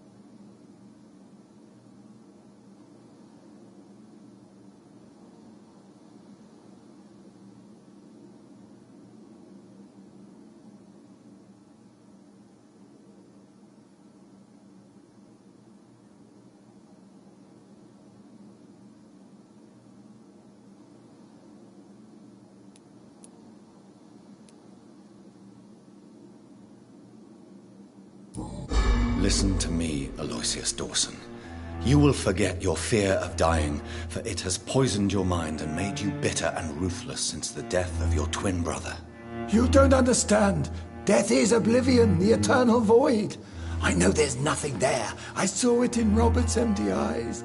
I saw myself in that coffin. Death is painful for those who remain, not for those who have passed. All that occult gibberish you filled your head with has made you forget this simple truth. No! Death will not claim me. I have the power and the money. I've acquired the arcane knowledge needed. I believe there is magic, there are dark forces. You will provide me my extension. Your ignorance makes you a fool. You have no idea. Look at me. Hunted like a beast, my family lost, cursed. I have not escaped death, I have become it. No, there must be a way. I don't want to go like my brother did. I have money, lots of money. Money won't ease your mind. I know you used to be a good and generous man, so I offer you the gift of peace, Aloysius. The tranquility of a true death. I accept your offer, and I understand. No more fear, I will die a man of dignity, and a man at peace.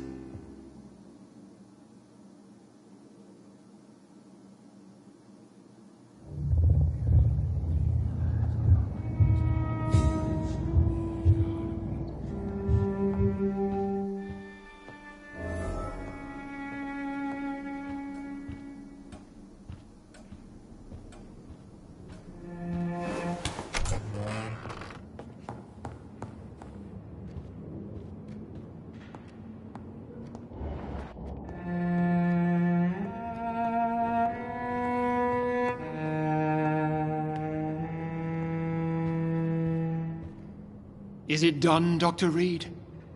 Is Aloysius Dawson reborn, as expected? I'm afraid Mr. Dawson finally chose to embrace life and death as a mortal. What do you mean? He has overcome his fear of dying. I let him rest and wait for death to come. What? This is unacceptable. Go back there and make him the powerful Ekon he's destined to be. No, Lord Redgrave. As a doctor and as an immortal, I can't. If you wish to make him your progeny, then proceed on your own. This is an outrage beyond words. This is betrayal, pure and simple. I should kill you on the spot. You swore on William Marshall's blood. Well, get rid of me then. From now on, you're an outcast. Vanished. You are forbidden to ever appear in front of us again. Ascalon will smite you on sight, and your heart will be thrown to the rats. I'll leave you then. Have fun with your puppets and shadow plays, Lord Redgrave. Yes, go, traitor, and take that awful creature, that counterfeit of a woman I saw waiting for you, and be gone!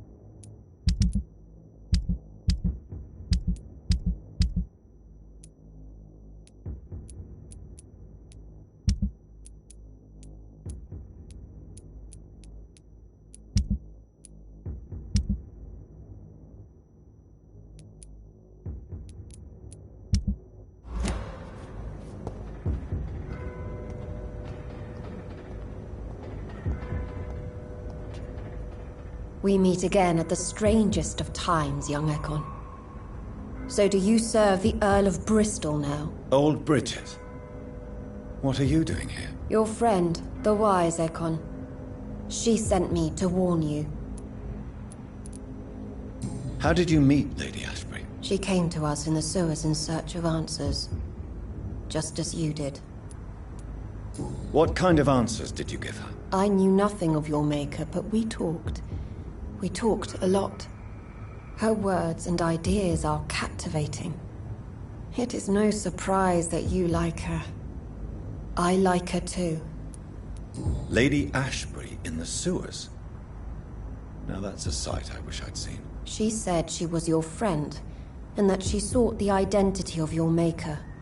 So I answered her questions. Did anyone see you? It's a long way from the dock sewers, and hunters are patrolling the streets here. Who said I took the streets? How do you think I survived for centuries in this city without ever being seen? I know all her secrets. Lady Ashbury? You know her? Tell me what's going on. The lady approached me but a few nights ago, wanting to meet the sewer skulls. Once she questioned Harriet Jones. She agreed to help us. Harriet Jones is still with you then? How is she doing? Harriet remains angry, but is recovering slowly. Her mind is twisted, but at least her body is healing. Tell me what is going on. The lady asked us to keep an eye on your mortal doctor friend while you were away. We spotted the hunters. They were discussing plans to attack tonight. Wait, slow down. I need to ask you something. I'm listening, but I do not have time to waste, so be quick. Where is Lady Ashbury right now? She said she will go home. She needed to speak with some old friends first, though. Do not worry, young Ekon. She is no fool, and just as strong as you. How did Elizabeth find you? She presented herself humbly at our gate, and asked if we knew of any ancestral vampires hiding in London. She asked about Ascalon. She asked about many things. What do you think of her? Her soul is good, yet tainted with a deep sadness, and the scars of ancient wounds. Time does that to us immortals, for we have so much to dwell upon. Why did she come to you? I am old Bridget, the buried memory of the city. She sought the silent truths, truths I have kept hidden for so long. Why do I feel like Lord Redgrave was particularly irritated to see you? Far more so than the average Skull, if I may say. Because I used to know him quite well, and he is afraid I may remember who he really is. You're Elizabeth's informant. You're the one who told her about Lord Redgrave's lies regarding his lineage. Yes, but my words were not meant to hurt or threaten. I simply told the story of the sewer skulls, and of so many other forgotten children. No time to lose, then. I must go there right away. I shall return to my den. Have you a message for the lady? Should I see her before you?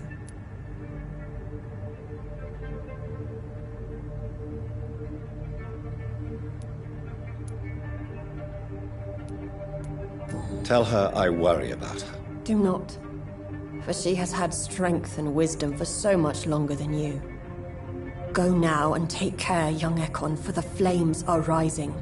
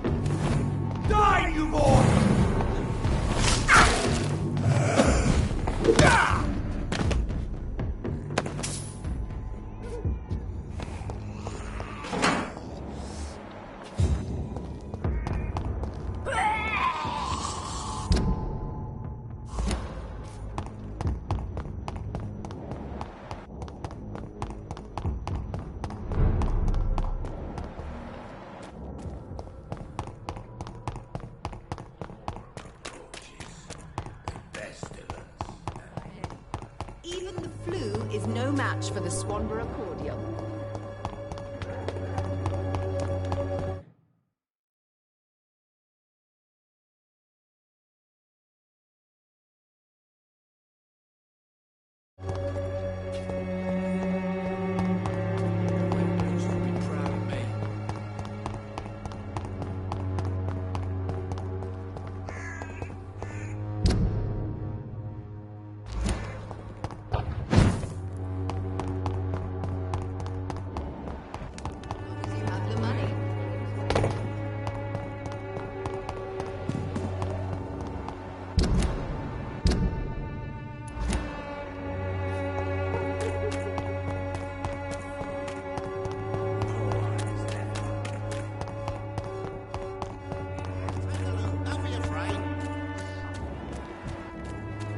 Cheap price, good quality.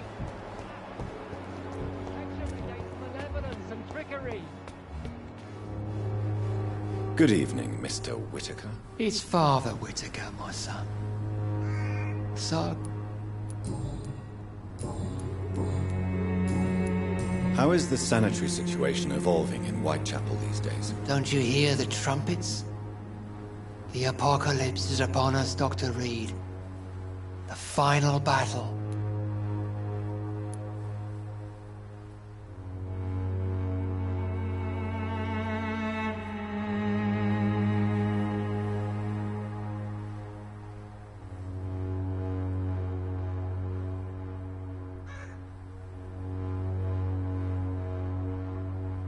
I have heard enough for tonight.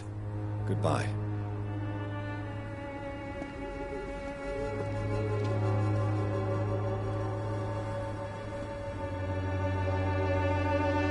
Soon the time.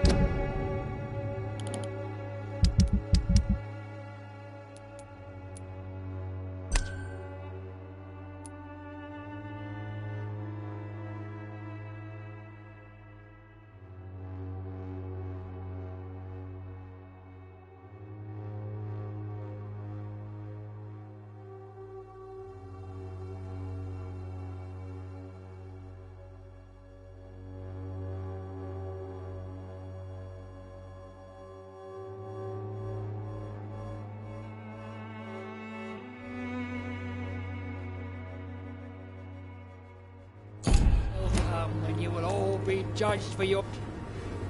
Good evening. It's fun. What do you mean when you say that I am more lost than you thought? All scientists are entangled in a world of causes and consequences. And most of them can't see the plain truth. Quite a judgmental opinion, if you ask me. But what do I know? Blinded by science as I am. But you are seeking answers, aren't you? Answers about the Armageddon about to strike the city. Answers about the hidden truth. Well, I suppose I can spare a few minutes listening to your so-called truth. As a doctor, you must be aware of the decimating epidemic. But let me tell you that this so-called Spanish flu is just the beginning of the end. What do you mean? The beast is finally revealing itself, corrupting the flesh and the heart of men. With my own eyes I have seen them, those minions from the abyss. Really? And what would be your answer to this biblical threat? We must fight the disease before this legion outnumbers us. But not with scalpels and microscopes. No. What is left then? Cleansing fire.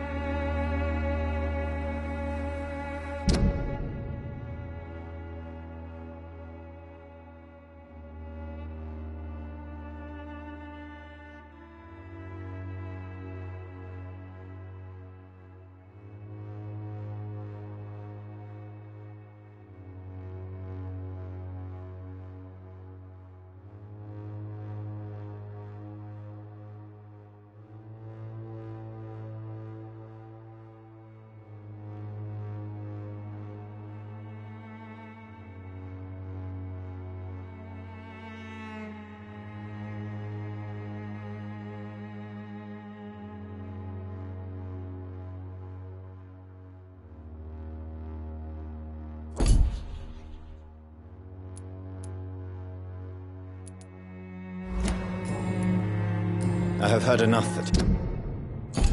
Right.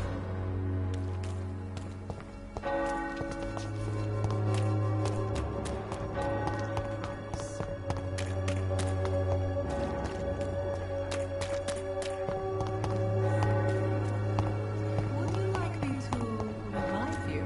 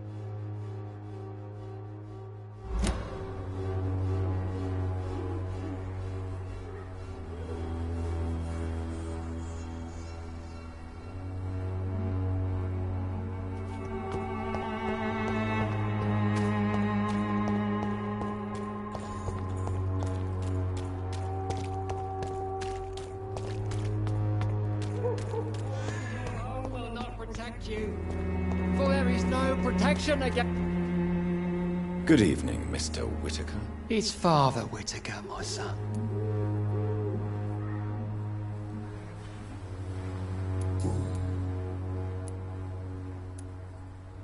Have you any friends? Any family left in these terrible times? No. But I have... Where did you send him? I sent Samuel to the Stone...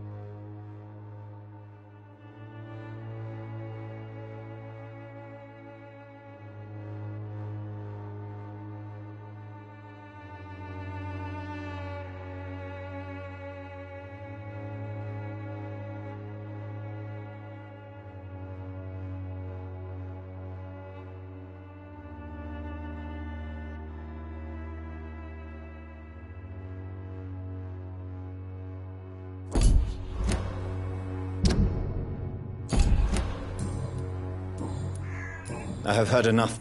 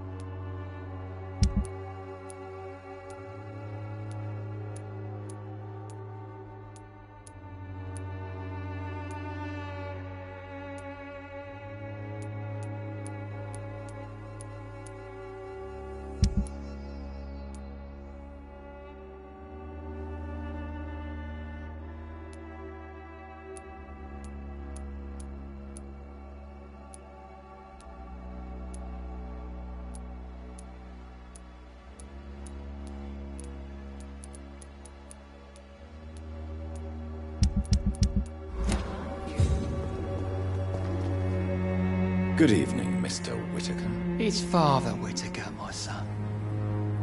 So, are you still lost in your rational delusions?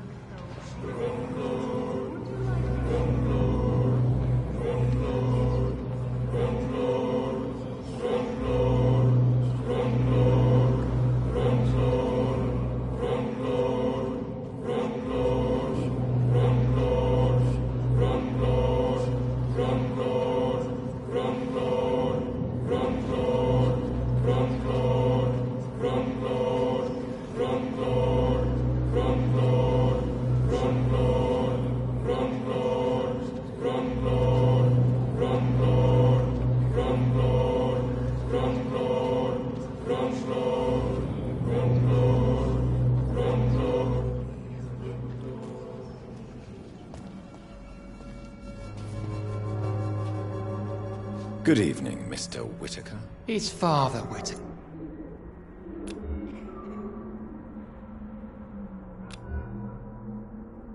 I have heard enough. Good evening. I have heard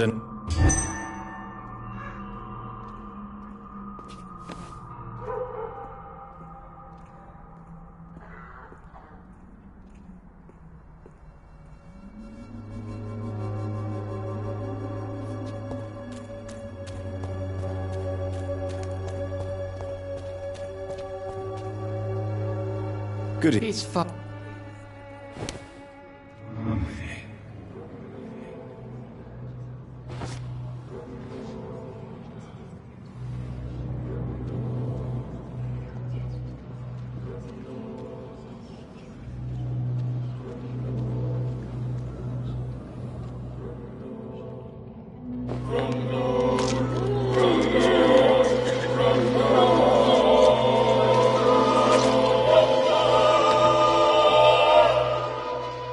Please forgive me, my lord, for my eyes were blind to the devil in front of me.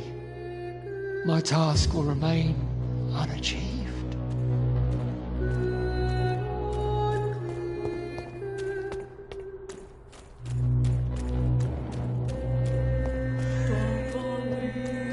I should never have taken up my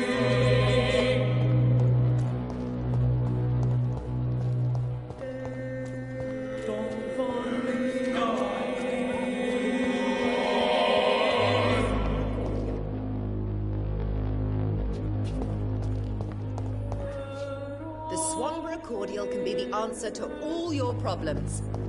As long as you have the money.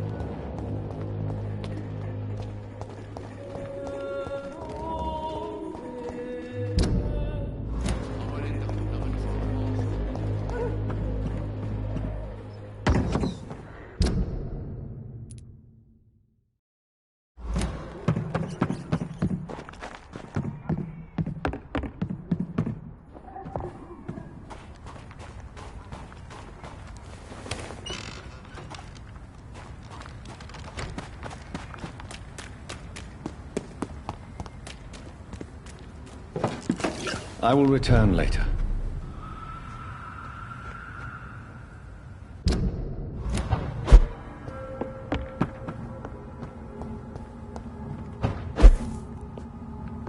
It's locked.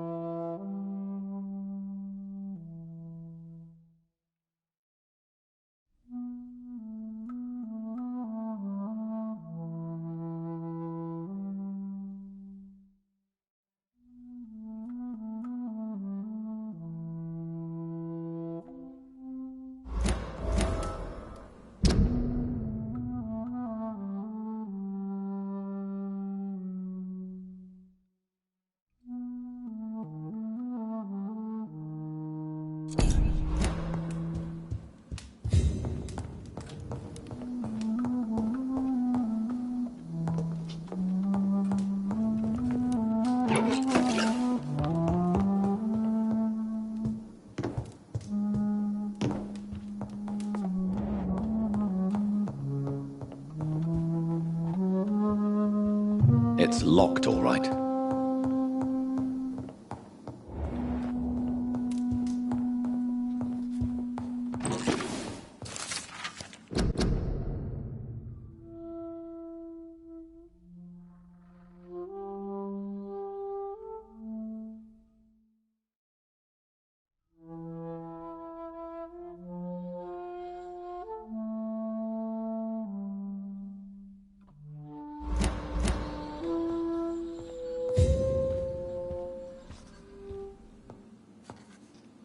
Elizabeth, I'm so happy to see you. I was so concerned. It is also good to see you in these darkened hours. Is all well, my dear? Indeed, we stand upon the precipice. Has the news reached you of Edgar Swansea? No. I returned home but moments ago. What of him? Your friend, the well-informed old Bridget, tells me the Guard of Priwen has assaulted Pembroke. I fear Edgar tops their bloody list. Bridget? She is such a tragic figure.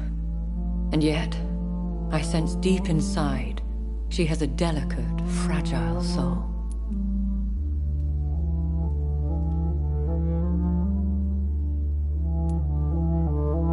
I had the impression you despised skulls, and now you find them delicate. You have persuaded me, Jonathan.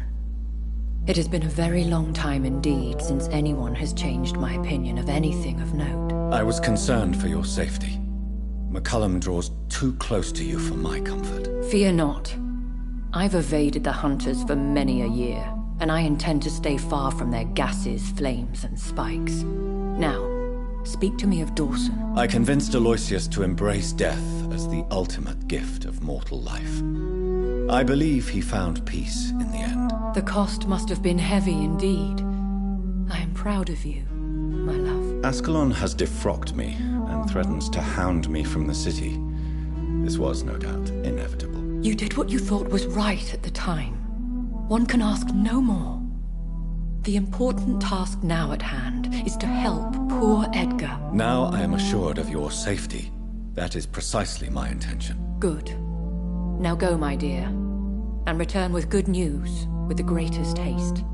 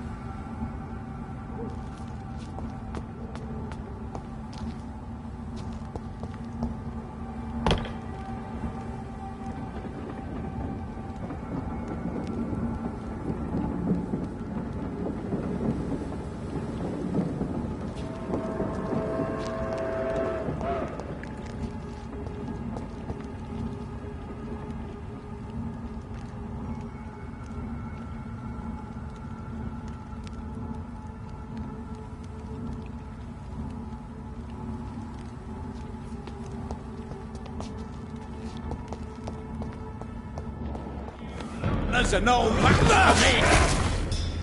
me!